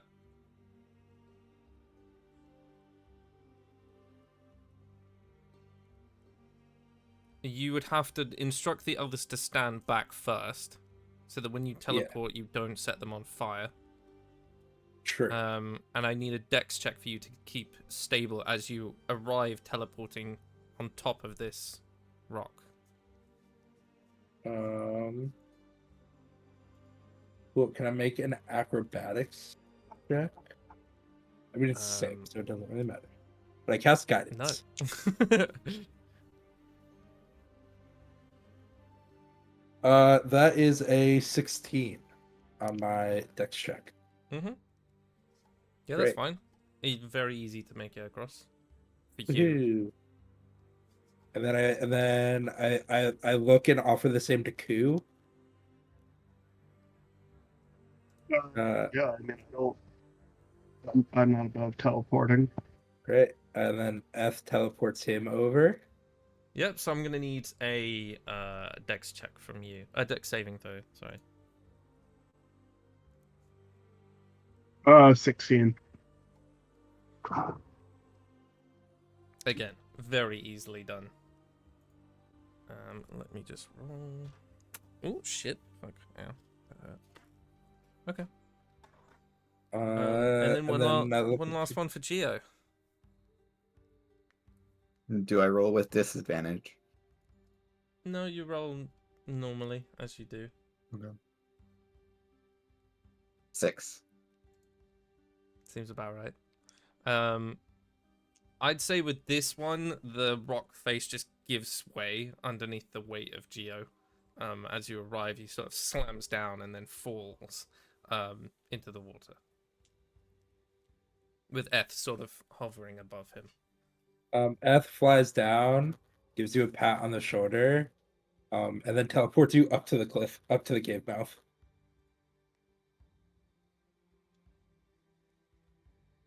Okay. We lost your camera, by the way. Oh, my camera. Yeah. Oh, that's awkward. That's fine. Just no one can see me. Pay no attention behind the man. Pay no attention to the man in the box that you can't see anymore. There's not a man in the box. He's just an ethereal voice now. Ooh, spooky. How do I? The wizard and I. I still need a new link though.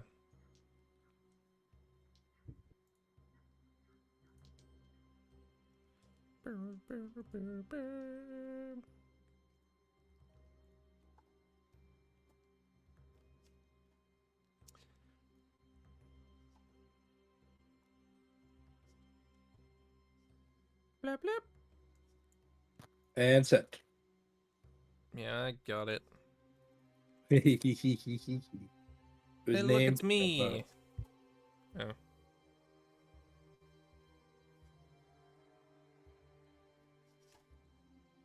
You're good. Let me find my Tailspire. This technical difficulty break is brought to you by Oh, public transit. Shout out to trains, planes, not automobiles, but buses, public transit. Hey America, invest into a better public train system. Why do we not have a high-speed rail? But I did take the Amtrak to my work conference last week, and it was lovely, and I got to take a nap. And if I'd been driving, I would not have been able to do that. So shout out to public transit and train systems. fair. Yeah. And there you go, everybody. That was this week's sponsor. Eventually, we will do a super clip of all of them. Oh no, you can see it. Okay. So you guys arrive back into this cavern. Geo sort of wet waist downwards, with like a splash of water and flame. He arrives back with all of you. Ahead of you, there is the entrance to this rather small-looking cave. Ahead of you, it kind of winds down into a little bit more of a dirt tunnel system. You can't see very far past that, but there does appear to be a small half-elf off to your right that is standing amidst a field of mushrooms and frantically picking at them. She's got wild hair, quite nicely pointed ears, but like I said, is frantically trying to gather up these mushrooms.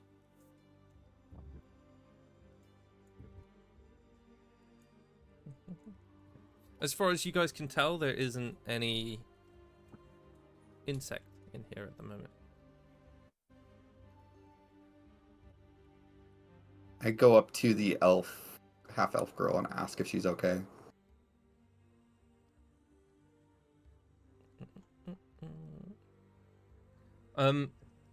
Again, pays you not a lot of mind. She's frantically picking up these mushrooms, and you hear whilst she's doing that, she keeps saying, "It needs to be fed. I don't think it's in pain. No, I don't think it's angry. It's just in pain. It needs to be fed." And she's trying to pick these mushrooms. You can see she's got long, sort of half-ripped, ash-covered robes. And seems to be quite scatterbrained, very aloof.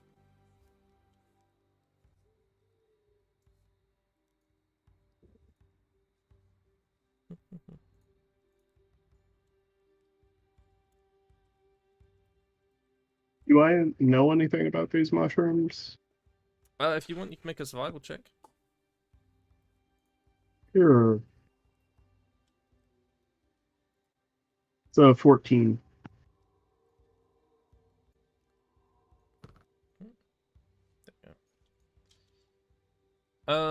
With a 14. Yes, there are some of these mushrooms look like they would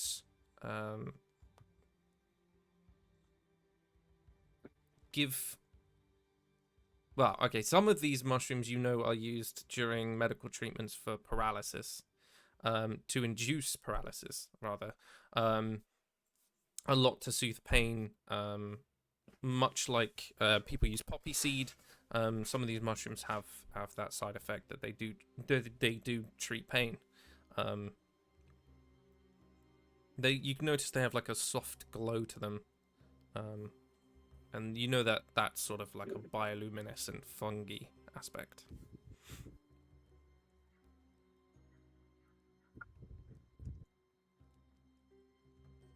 Where in this cave is she? She's down these stairs directly in front of us, right? Man, she's on your right. She's over here. I will put a token for you. Okay, Elf. thank you. Elf, lady, lady elf. You go. Gotcha. Where Geo is. Gotcha. Up here.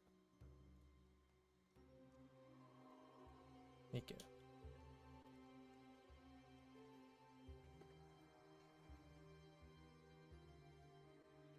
Hello. Hello. Yeah, we can hear you. No, ma'am. Hello, Miss. Oh. We can hear you. We can still hear you. Hello. Again, Mushroom very frantically tea. just picking the mushrooms.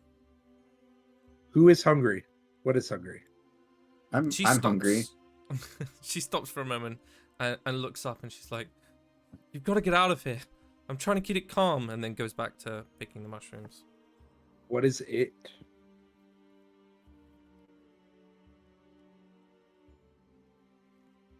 There doesn't seem to be. Her only focus is picking those mushrooms. I pull out the box of Geo snacks and I offer it to her. Will this help?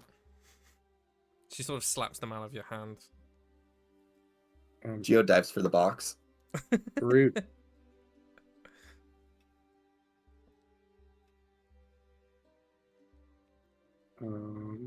Well, okay, we're gonna go this way. Bye. I Are you just gonna- let Geo have the box of Geo snacks. Mm-hmm. So as you move a little bit closer, the ground beneath you, you seem to see a lot more cracks. There's like this rising heat that you can feel sort of emanating upwards. As soon as I feel the heat, I stop. Mhm. And I, on the ground, cast snare. It takes Oh. 1 minute. Okay. It creates a I use rope to create a 5-foot circle. Mhm. A 5-foot radius circle on the ground. And the rope disappears and becomes a magical trap. The trap is nearly invisible, requiring a successful intelligence investigation check against my spell save DC to be seen. When the Mhm. track is when the trap is triggered, a small, medium, or large creature moves into it. The creature must make a dexterity saving throw or be hoisted into the air, leaving it hanging upside down 3 feet above the ground or floor. The creature is restrained there until the spell ends, up to 8 hours. Okay. I cast the spell, and then I make a bunch of noise by throwing things in the circle to get its attention. And I look at the group and I explain what I'm doing. Oh, ski ball! All of a sudden, Geo just pulls another ski ball out and rolls it down the stairs. I love this. This is so Who, stupid. you good with this plan? It's as good as any plan. Who? I don't think I would say that. It's not exactly the best. It's laid a plan. plan. It's a plan. But okay. We've done dumber shit. But And if you it said can burrow you're in, putting it just in front of you. I'm putting it like where I start to see the cracks and feel the heat. So if that's like, guessing that's like here-ish on the stairs, right? It's right. It's as soon as you look down, they're there. Oh, so like this thing had like right here. I could see it's Yeah. like traveled through this area before. Yep. Cool. Yeah, then it's right here, and I start making noise. Okay. And I'm just tossing ski balls down it. Yeah. Um. All while doing this, I like position myself, looking at the lady, and I go, "Hello, hello."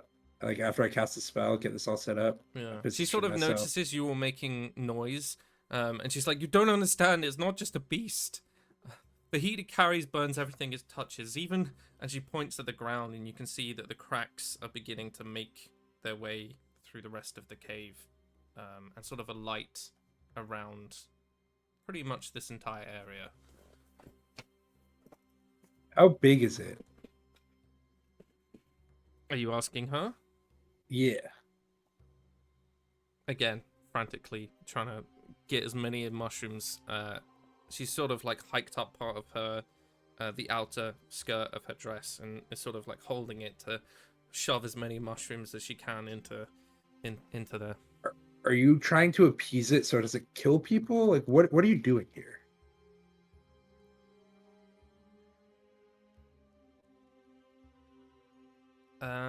I will say I will have to roll for this. She's like, it's in pain. I must. It's the only way we can calm it. And she's shoving more of those mushrooms. Is it injured? You We don't were know. sent to take care of this and remove this threat. Who can you make a perception check for me? Sure can.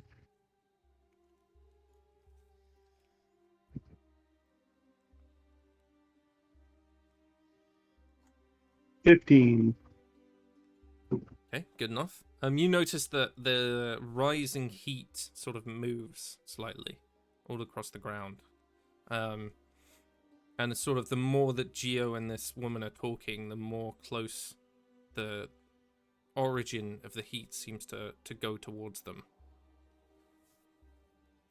I assume at some point since our last fight we had a long rest. Oh yeah. Is that right? Yeah. We had a Okay. week of downtime. So I Hey. would hope that you slept during that time. All right. I am going to real quick throw up the psionic whispers so the three of us can at least communicate in our heads for 6 hours. Nice.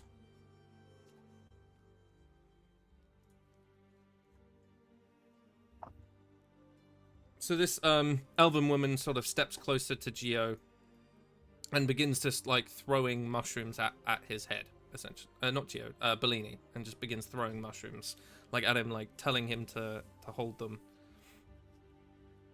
I hold the mushrooms, and then I make a bunch of noise back in the snare area. I start like throwing rocks, so they tingle and trickle back there. And I look at the lady and go, "Shh." Yeah, and I just hold the mushrooms I just catch all the mushrooms. So eventually I'll just throw them at the monster, and or turn it into a pinata and catch Shillelagh and whack it with a big stick.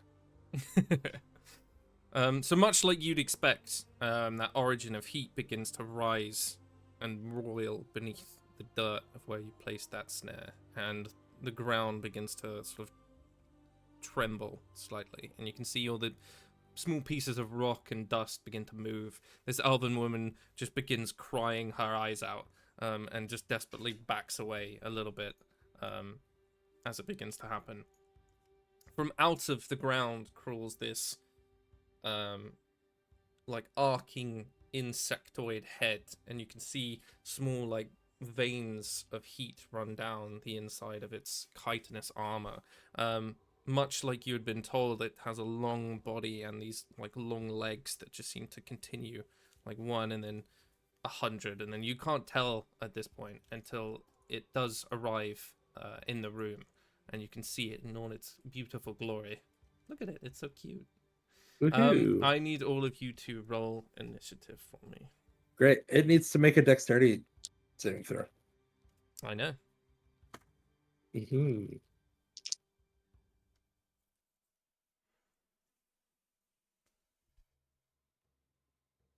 Let us know when you're ready for initiative. Yep. I got a 16. Okay. I got an 8. Nice. I got an 11. Very nice. Let's put this on.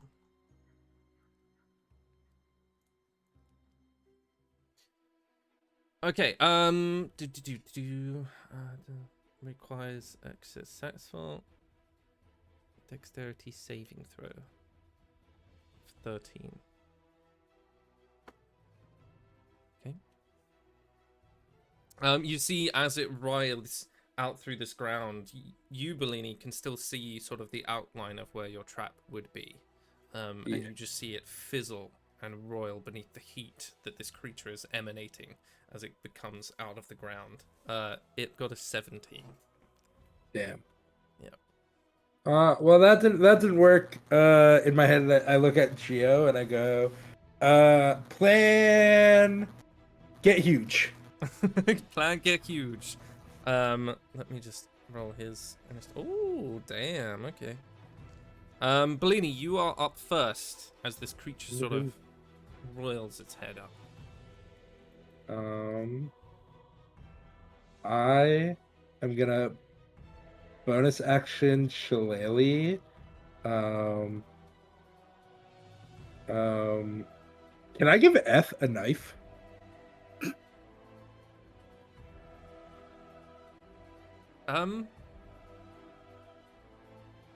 Yes, but they wouldn't be able to use it because they don't have any proficiency with any sort of weapon. Damn. Okay. If you think of it in like D&D mechanics terms, so it would Yeah. have a knife, it just wouldn't know what to do with it. Okay. Yeah, that's fine. F is gonna throw a fire seed at it. Okay.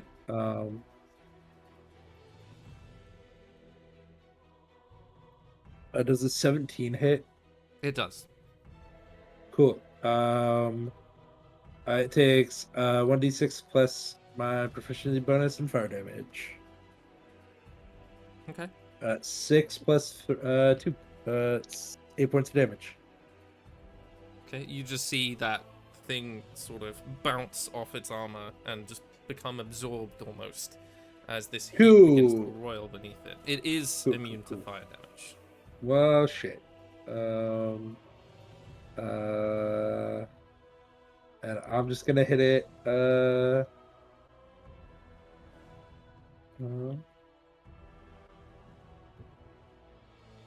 far is it? Yeah, I'm gonna hit it with this thunder wave. Ooh. It needs to make a Constitution saving throw. Constitution. Yeah. Constitution. Okay. That is a 19. That passes, but it takes half damage. So I'm gonna roll damage. Takes 6 points of thunder damage. That is halved already. And it is not pushed. But yeah, it takes 6 points of thunder damage. And I look at Geo and I say, cool, I think we're just whacking it. It's not a pinata, but we're gonna whack it. I'm good at whacking things. Next up is Ku, if you're all done. Yeah, I'm all done. Yeah, and the snare fizzles because nothing was restrained by it. So the snare fizzles. So Ku's it looking only for gets things he can stand on. I mean, yeah, I'm trying to figure out. It's part of the issue. Okay, I think now just didn't mean to actually move. I'm gonna. That's 20.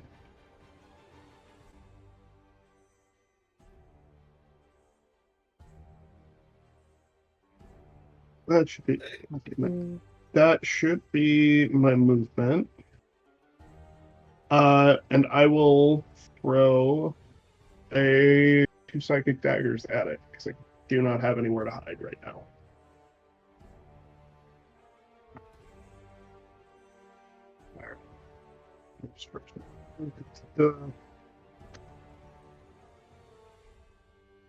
Oh god, first one's only a 9 to hit. That does not hit.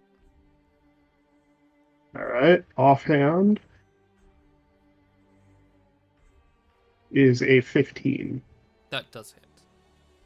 Alright. Is Geo within 5 feet? Can't really tell. Probably. Not at the moment, no. So I have to move it to make sure. Then it's just 8 psychic damage. Okay, And that'll be my turn. Awesome. Geo, you're up. I'm going to use my bonus action first and invoke Giant Smite. So I am now a giant. And then I take out my maul, and I am just going to try and whack it. Does a unnatural 20 hit? It does, yes. And then that is 13 damage. Plus an additional 2 for my giant smite.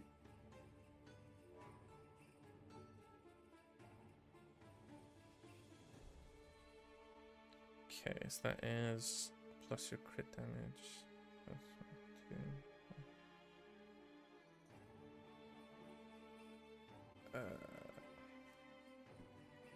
Very nice.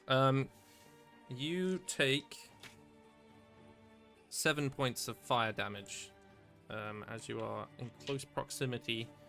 You sort of cleave through part of its armor, and this resulting blood sort of sprays up you, and you can feel the searing heat as it hits your face. Anything else on your turn? Nope. That is it. Cool. Okay, it is going to go for Geo, being that he's right next to him. That is 15 for the first one. Oh, That misses. and a 21 for the second one. That hits. 1, 2, 3. You take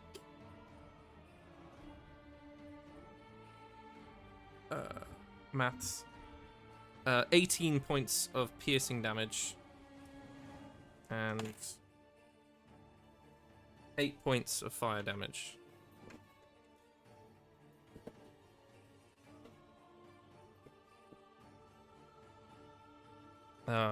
Bellini, you're up. Cool. I am gonna. Oh, that's my character sheet. Because I gotta make sure I do this correctly. Okay. So I am going to cast enlarge reduce on Geo. I'm gonna make him one size category larger. Damn. Bloom, does that give me any bonuses to attacks? I'm just curious. Yeah, you'll get a bonus. Your enlarge reduce. 1d4. You have advantage on strength checks and strength saving throws. And deal an extra 1d4 damage. Sweet. God So, damn. That's a Every turn I do my boy. normal damage, an extra d6 and an extra d4. Yes. Yes. And because I can't cast a second spell. Actually, I'm gonna cast oh, no, it's a concentration. Never mind, I can't do that.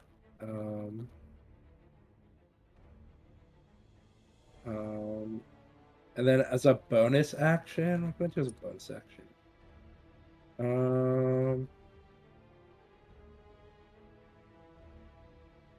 Can I feed Geo a potion? Is it a bonus action? Or is it an action to feed someone else? It's an action to feed someone else. You'd have to feed Okay. yourself. I haven't been hit yet. So I'm gonna maneuver so that I am giving Geo flanking. Okay. And Eth is also gonna do the same thing. And Eth is also gonna make an unarmed strike against this fire. This what the fuck are we fighting? Remmer has. What the fuck is this thing? Rimmer has, yeah. Yeah. Eth is gonna make an unarmed strike.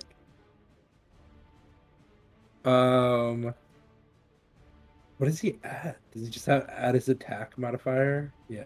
It's your strength, usually. Yeah.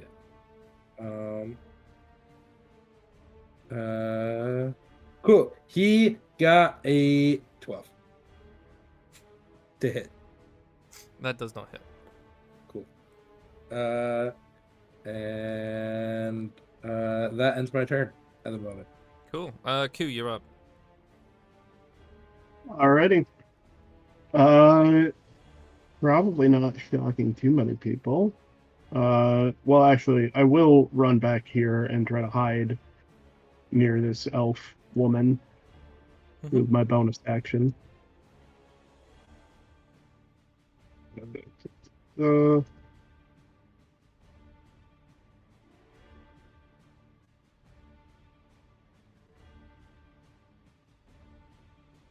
I don't know why I didn't roll with advantage, but 25 for stealth. Yep. You be stealthy. And then I'm going to throw one of my psychic blades at it.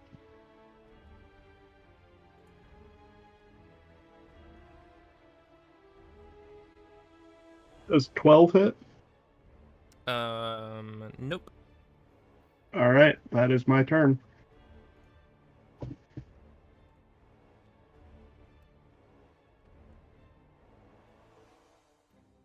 Okay, Geo, you're up. Okay. I'm now looking down at the creature, and so I just take my maul and try and bonk it on its head. Your maul 21. does scale in size with you. I know. So it's as big as I am, and I just bonk.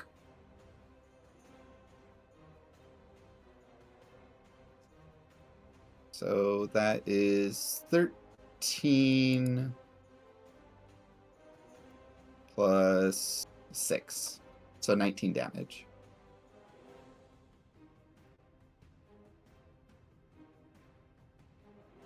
Cool. Anything else? And then looking down at myself, I notice that I'm getting a little wounded, and I'm like, oh, I wish I could heal. And in those words, all of a sudden, you see me glow, and I heal myself for 12 points of damage. In my head, Taku, I didn't know he could do that. That's new. What was that using?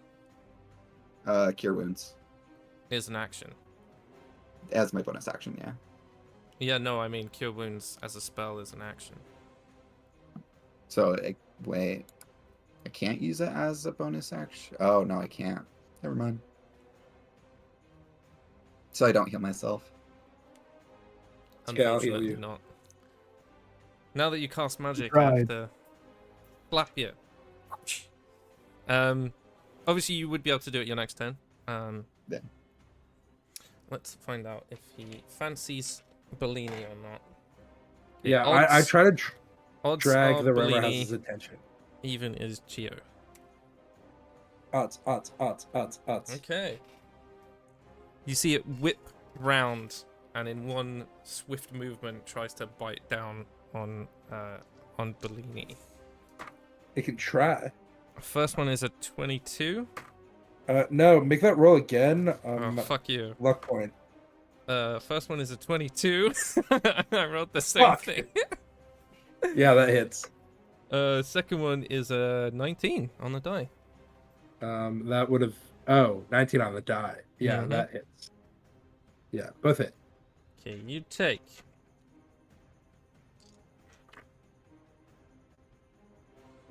19 points of piercing damage and 4 points of fire damage. Okay. That hurt.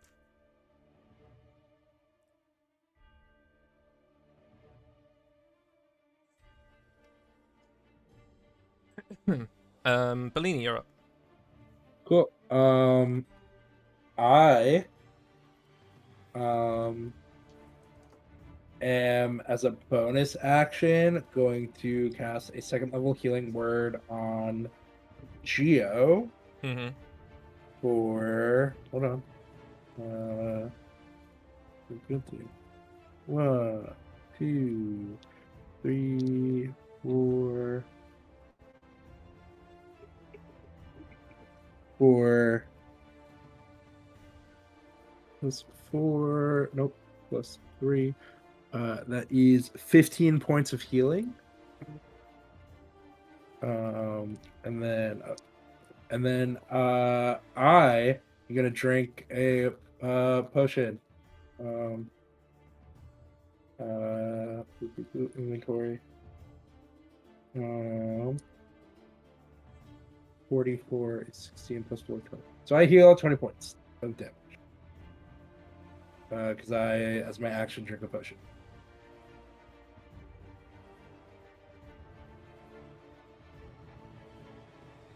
Ta-da! And I make a bunch of noise and try to keep this thing's attention. And then Eth is going to try to punch it. Eth rolled a 1. Eth is the best one. Wait, does Eth have advantage because Geo is flanking? Yes, technically. Yeah. That is a 18 on the die. Yep, that hits. Woohoo. Unarmed strike is a D4, I believe. Yeah, it is. F, you can do it, buddy. Believe in you. F does 1 point of damage. Awesome. Sorry, I was just granting Seri bot privileges to ban bots. Oh, I see it. Anyway. Yes, anything else on your turn? No, that's all. Ku, you're up. Alrighty. I will once again. I'll bonus action steady aim and then throw one of my Nice. daggers with Good advantage. choice, yes. Let's see here. Jesus Christ. Oh, an 18 at least I think hits. Yep. Alright. And I get sneak attack as well. So first up, that's 6 psychic damage plus another 7. So that would be 13 psychic damage total. Amazing. And that will be my turn. Can't move. Cool. Geo, you're up. Okay. I just want to bop him again Sure. before I'm no longer giant. I think you guys are the same size. Or you might be bigger, actually. What size is the Remorax? Is it large? Yeah, he's huge at Yep. this point. Yeah.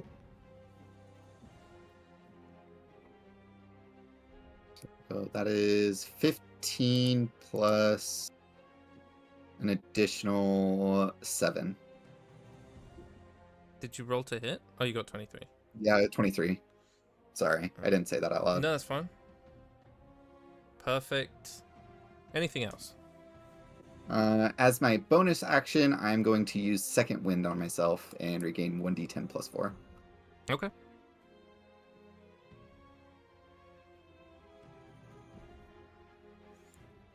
That is 10. 2 points of fire damage.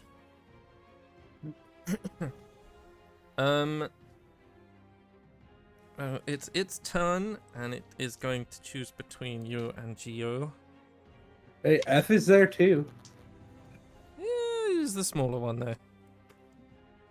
F is the smallest of the two. Yeah. F also is immune to grapple. That is a dirty 20 for the first one, That hits. and a 20. Oh, another 20. For the second one. I'm gonna re-roll the second one. Okay. That is 16. That misses. Okay, you take 17 points of fire damage. Yeah. And 17 points of piercing damage, sorry, and 10 points of fire damage. Good lord. Okay. Good thing I healed.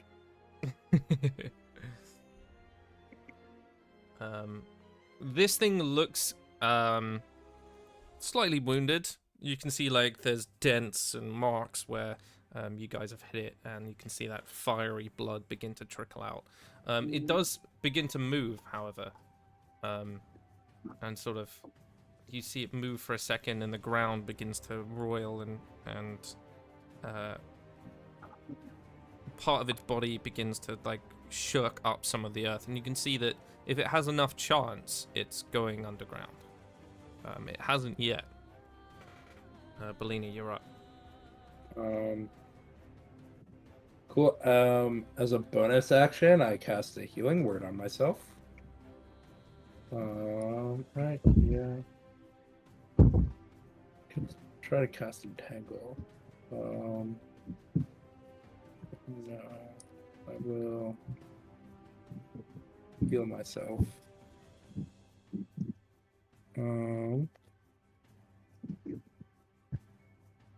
Sorry, I'm rolling dice. Cool. God damn, that's not a lot of healing. Let's, something. That's 9 points of healing. And then I'm gonna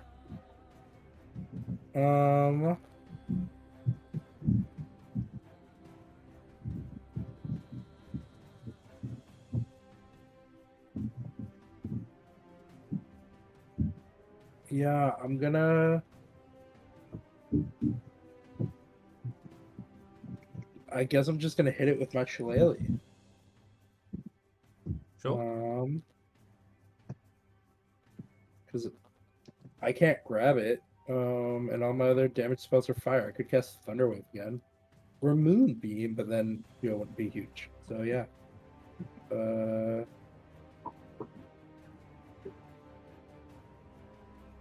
Yeah, I'm gonna cast Shillelagh. Sure. Or I'm gonna hit it with my Shillelagh. That's a 22 to hit. That hits. Cool. That is 11 points of damage. Max damage on the die. So. Okay, you take 10 points of fire damage as that blood sprays back on you. You know what I haven't done? Made a concentration check. Oh, that's true, yeah. But I have advantage on these. So, cool. On my first die, I rolled a 18 plus 2 plus, do I get proficiency on that with Warcaster? Hold on.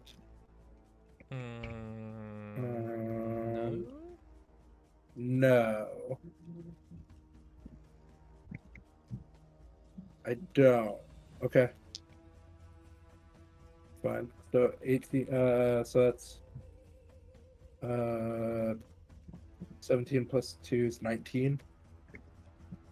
Yep. As long as it's above 10, I don't think you've taken any damage higher than 20, so it's anything above a 10. I'm not. Okay. Well, ow. That healing was immediately negated. So cool. Q, you're up. Cool. Alrighty. Bonus action, steady aim, and hold on, okay. Want to make sure I was still in range. So bonus action, steady aim, and hucking some daggers again. Cool. Geo, grab it. There we go. That's a 21 to hit. That hits.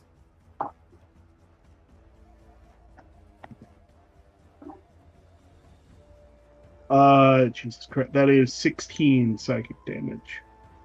How do you want to do this? Give me one quick second. My audio settings keep fucking up. Was that how do I want to do this? Yep.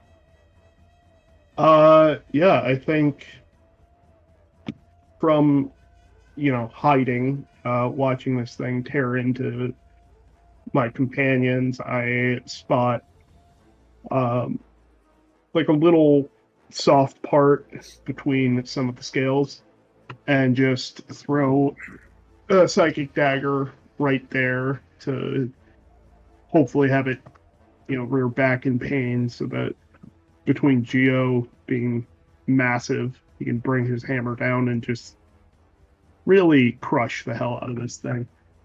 Amazing. Yeah, you watch this thing sort of fall under the weight, as in one like combined move. You guys fell. The main sort of face part, where this creature's brain is, just smushed into the floor.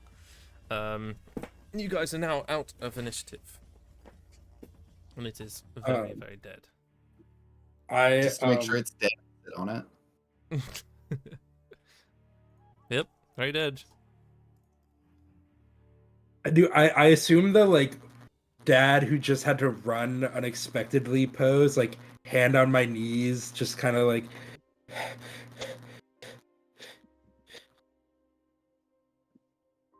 and I look at F, and F is just like poking it, very confused on why his fire seed did not work. And I go, oh, okay. And then I cast Cure Wounds on myself because Sure. I have 3 hit points. It's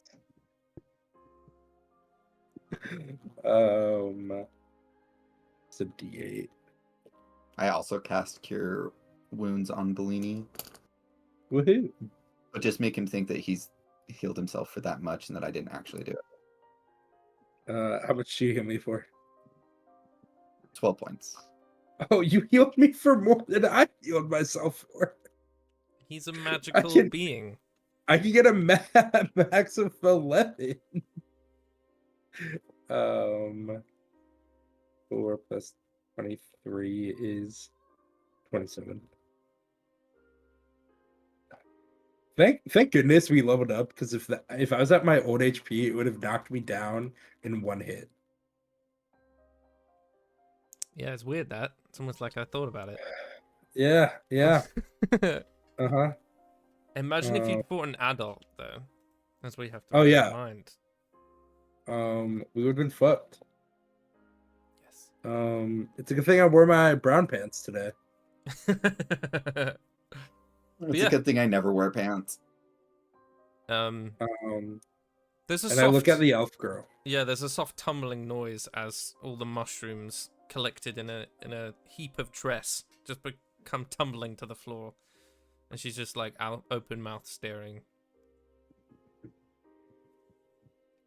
Hi, I'm Bellini. I didn't get your name.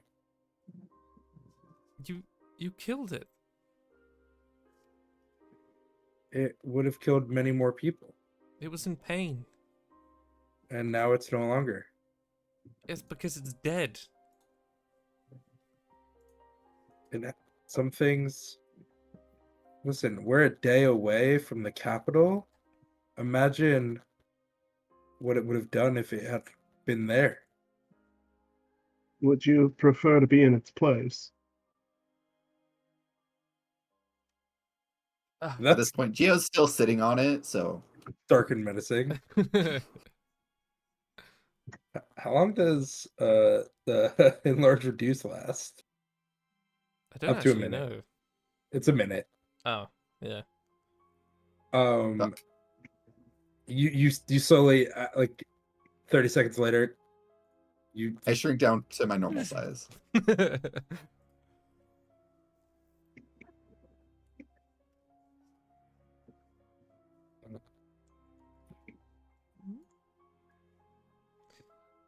listen. For the betterment of society, sometimes creatures have to die. I know, but it was not born to cause destruction. It was just here. It was afraid and scared. You killed it. Yeah, but how do we get something like this back to the cold? She's sort of like gesturing at the mushrooms below her. She's like, "What do you think? I was collecting them for soup? I was gonna paralyze it and get some mercenaries to help me carry it. This is an out of character question. Do I know like how far away a cold environment is? Not too far. Taz's Rayla itself, because it was built on a place where the elemental planes seem to convene quite a lot. Hence why Genasi settled here. There are some cold mountain-esque areas nearby. Like a day away or like a Yeah. couple weeks? No, This continent's huge. no, just in this area, it's like a day. And do those areas stay cold, or is it like I They're imagine? linked, so they're linked to each elemental plane. So yeah, they are constantly fueled to stay that cold. And so you would assume that's where this thing has come from. Well, it left its habitat for a reason, and it had plenty of access to these mushrooms. I don't see it going. I don't see paralyzing it being too fruitful without a fight anyway.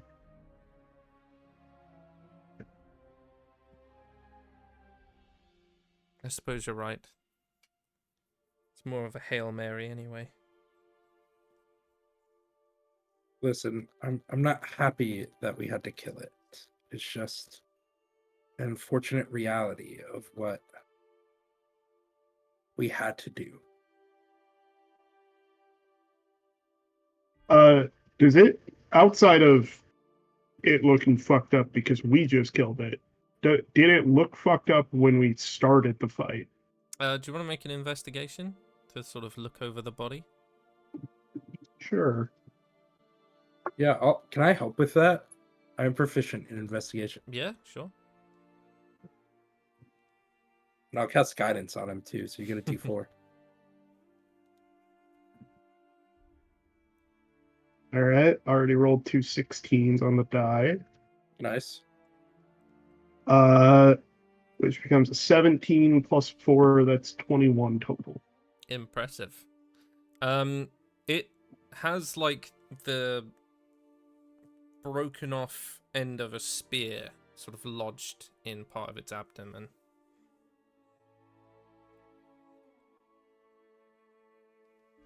I'll yank that out, see if I can, like, does it look like it came from around here? Does it look like it would be from the mountains?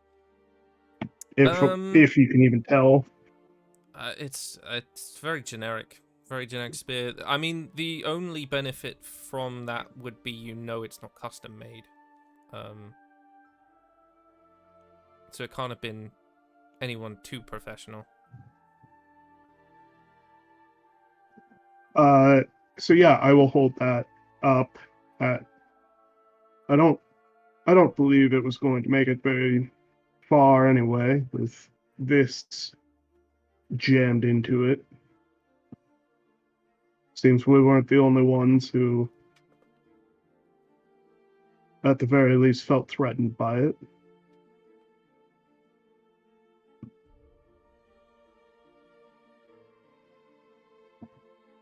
Where are you from? We're gonna clean up this cave and probably dispose of the body. But can we help you get home at least safely? I will be fine. I'm a druid of the forests. I know my way. I'm also a druid. Really? Yeah, and I bring Eth over. Where is he? Here.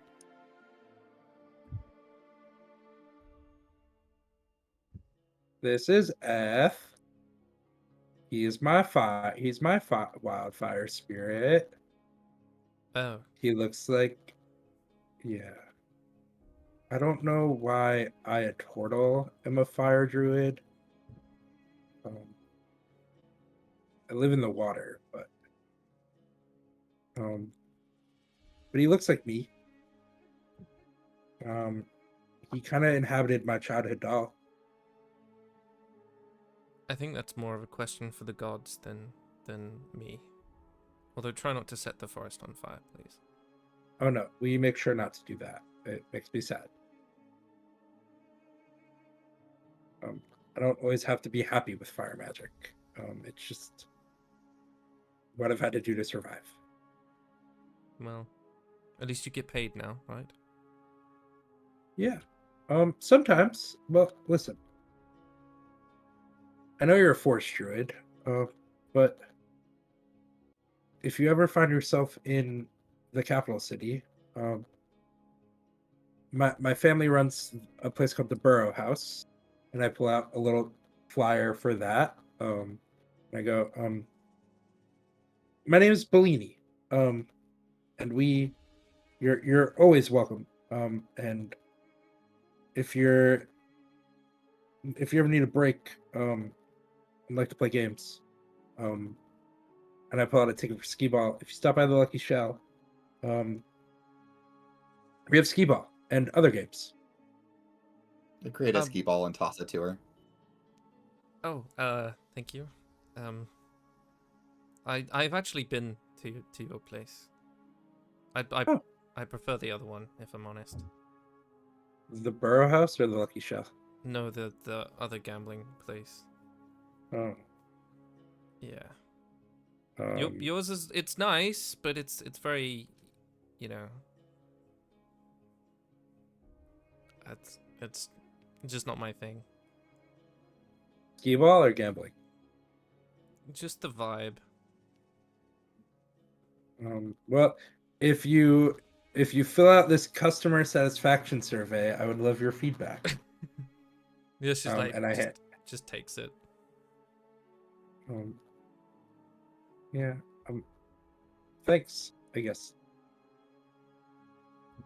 And I walk back towards this big creature. And are there like gales and whatnot? I look down the stairs. What's down the stairs? Anything? It's just Shiny. like a further tunnel that this thing seems to have burrowed through. Oh, cool. Well, I start cutting bits and pieces off of it. Because we need something to prove we killed it.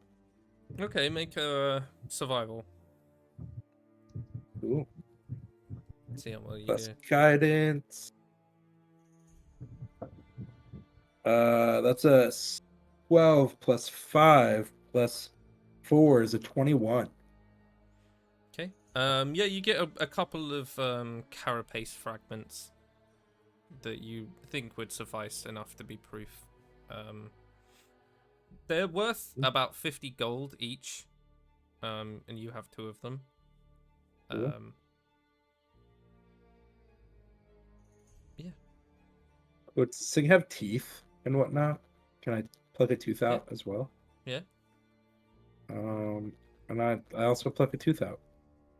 Sure, make a dexterity. What's that? That's an 11 plus 1 plus 3. So 15. Okay. You take 4 points of fire damage.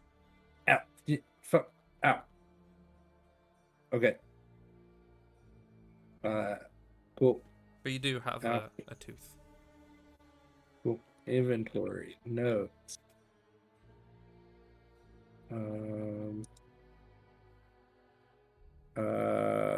Rem REMORHAs.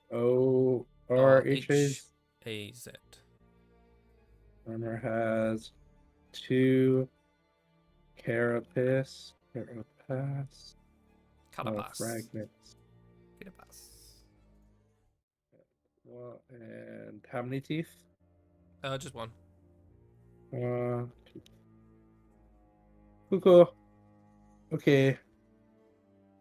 And I look at the group and I say, I think we need to dispose of this body somehow. I don't know if burning it will work. Um, It's immune to fire, isn't it? So I doubt it. yeah. But I also don't want to leave it here because I feel like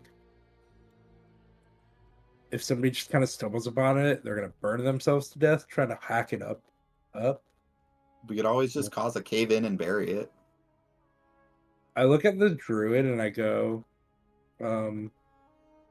is this cave just dug by this, or is there other things here? I don't know if other creatures I think it's mainly follow this naturally one. formed. I'm not really a cave expert. You know what? We'll tell the city guard, and maybe they'll do, or the monster hunter guild. Maybe they'll do something about it. Okay. I don't know how to cause a cave in. Why don't Well, that's easy. We just start breaking pillars and side of the walls, and I could do that in my sleep.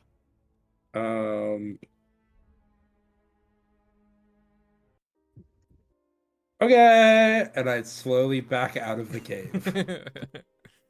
And I look Cool. at Ku, and I look at Geo, and I say, start with the ones at the back so you can run out as it collapses. Ask the half elf. So I'm gonna cause a cave in. You might want to leave before I start because I don't want you to get hurt.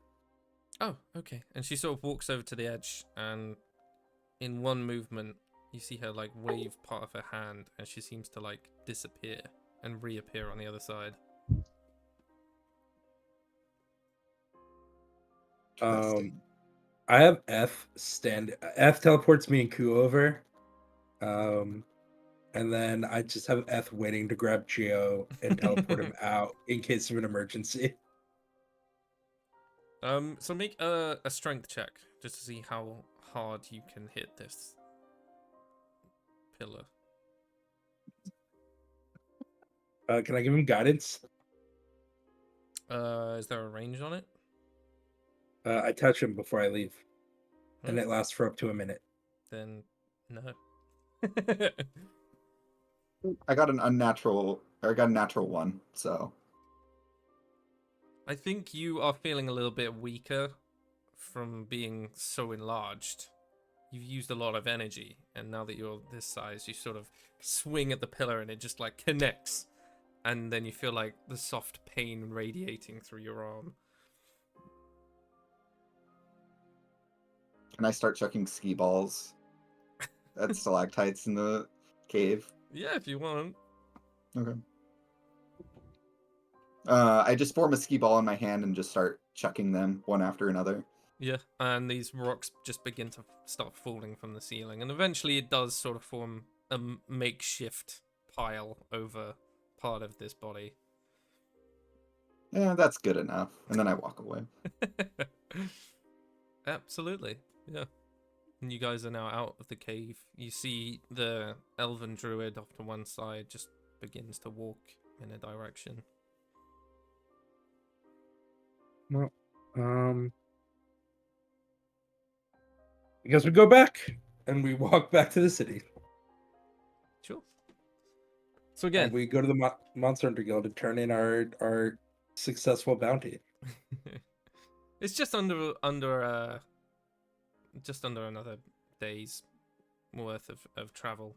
You guys come back to Spain, the guild. Is that a long Um, rest? Technically, no. You guys are Okay. very tired. Unless you want to choose to stop, you can. Nope. Well then, no. So once you get there, you see Stan's behind the bar, exactly how you left him, and he sort of gives you a soft raised eyebrow as you come back, almost as if he didn't really expect you to survive. Hi, Stan. We killed a thing. Oh, well done. Is there proof you got for me, or? I hold up the 2 carapace shards and the tooth. Oh, lovely. And he sort of takes them, puts them. Wait, I want the tooth. That's my. Thanks. Oh, sorry. Yeah, and there's like an awkward like, here you go. And he puts the carapace on a shelf behind him, and you can see like a vast collection of different pieces of various different monsters.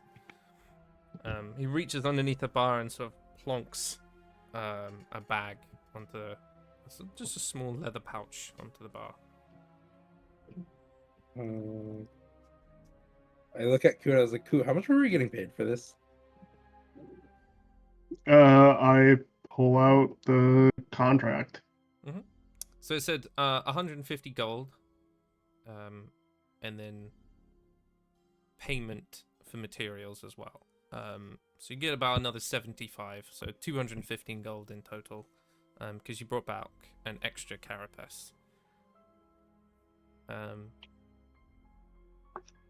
yeah. 250 or 215? 215. Okay, 215. Bye 3 these.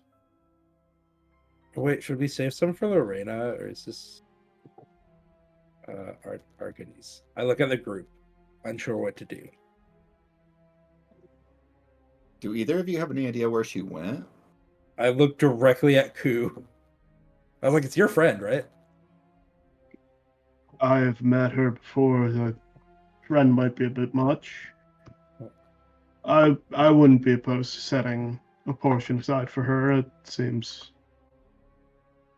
I can't imagine she won't be traveling with us again if she decides not to, well, gold's not going anywhere. Yeah. So then we each get 253 gold, 7 silver, and 5 copper.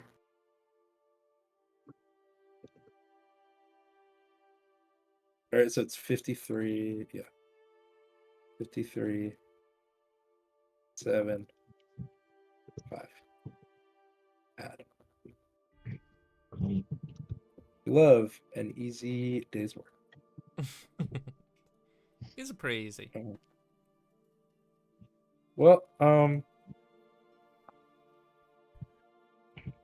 gonna go home, and question why fire magic doesn't affect all beings, and have a bit of an existential crisis.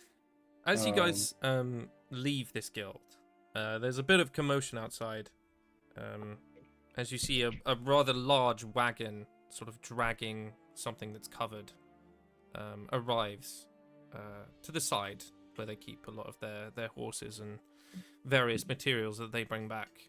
You can see a vast swathe of men, maybe a half-orc or two, maybe a Goliath, all dressed in quite weathered leather armor, a lot of fur as far as you can tell, all carrying various different weapons, and they all seem very not very well to do. They're all a little bit scuffed up, all just carrying various different pieces. If you want, you can make a perception check. Yeah. I do want to. 23. Nice. 18. I got 12 plus perception. I got a 17 plus 3. I got a dirty 20 because of guidance. You see, well, Ku is the first one to spot. A couple of the people sort of walk to go in towards the guild to go get a drink or something. And strapped to their back are some not very well-made spears. And Gio and Bellini, you both watch as part of the tarp that's covering the wagon sort of flaps a little bit, and you notice the dark red chitin arm of one of the legs of an adult Remo has. As that tarp sort of like gets back strapped down, they move the wagon further in, and they will just begin laughing as they move inside. From that, as we end our session, you can guess that this is the mother of the youngling that they had been hunting. And the reason that it had moved was because they had killed its parent. It's a bit of moment where you guys are standing there, sort of however you want to think about it. But I would think that some of you, considering a little bit of your consequences for actions. And that's where we're going to leave it. And we'll pick this up next week with Emerald back and Von's gone, unfortunately. And what you'll get into, I'm not too sure. We'll find out then. But thank you guys for watching, and we'll see you next week. We're still gonna make Ku do all the paperwork. Bye, Bye, everyone. Bye. That's where he'll be.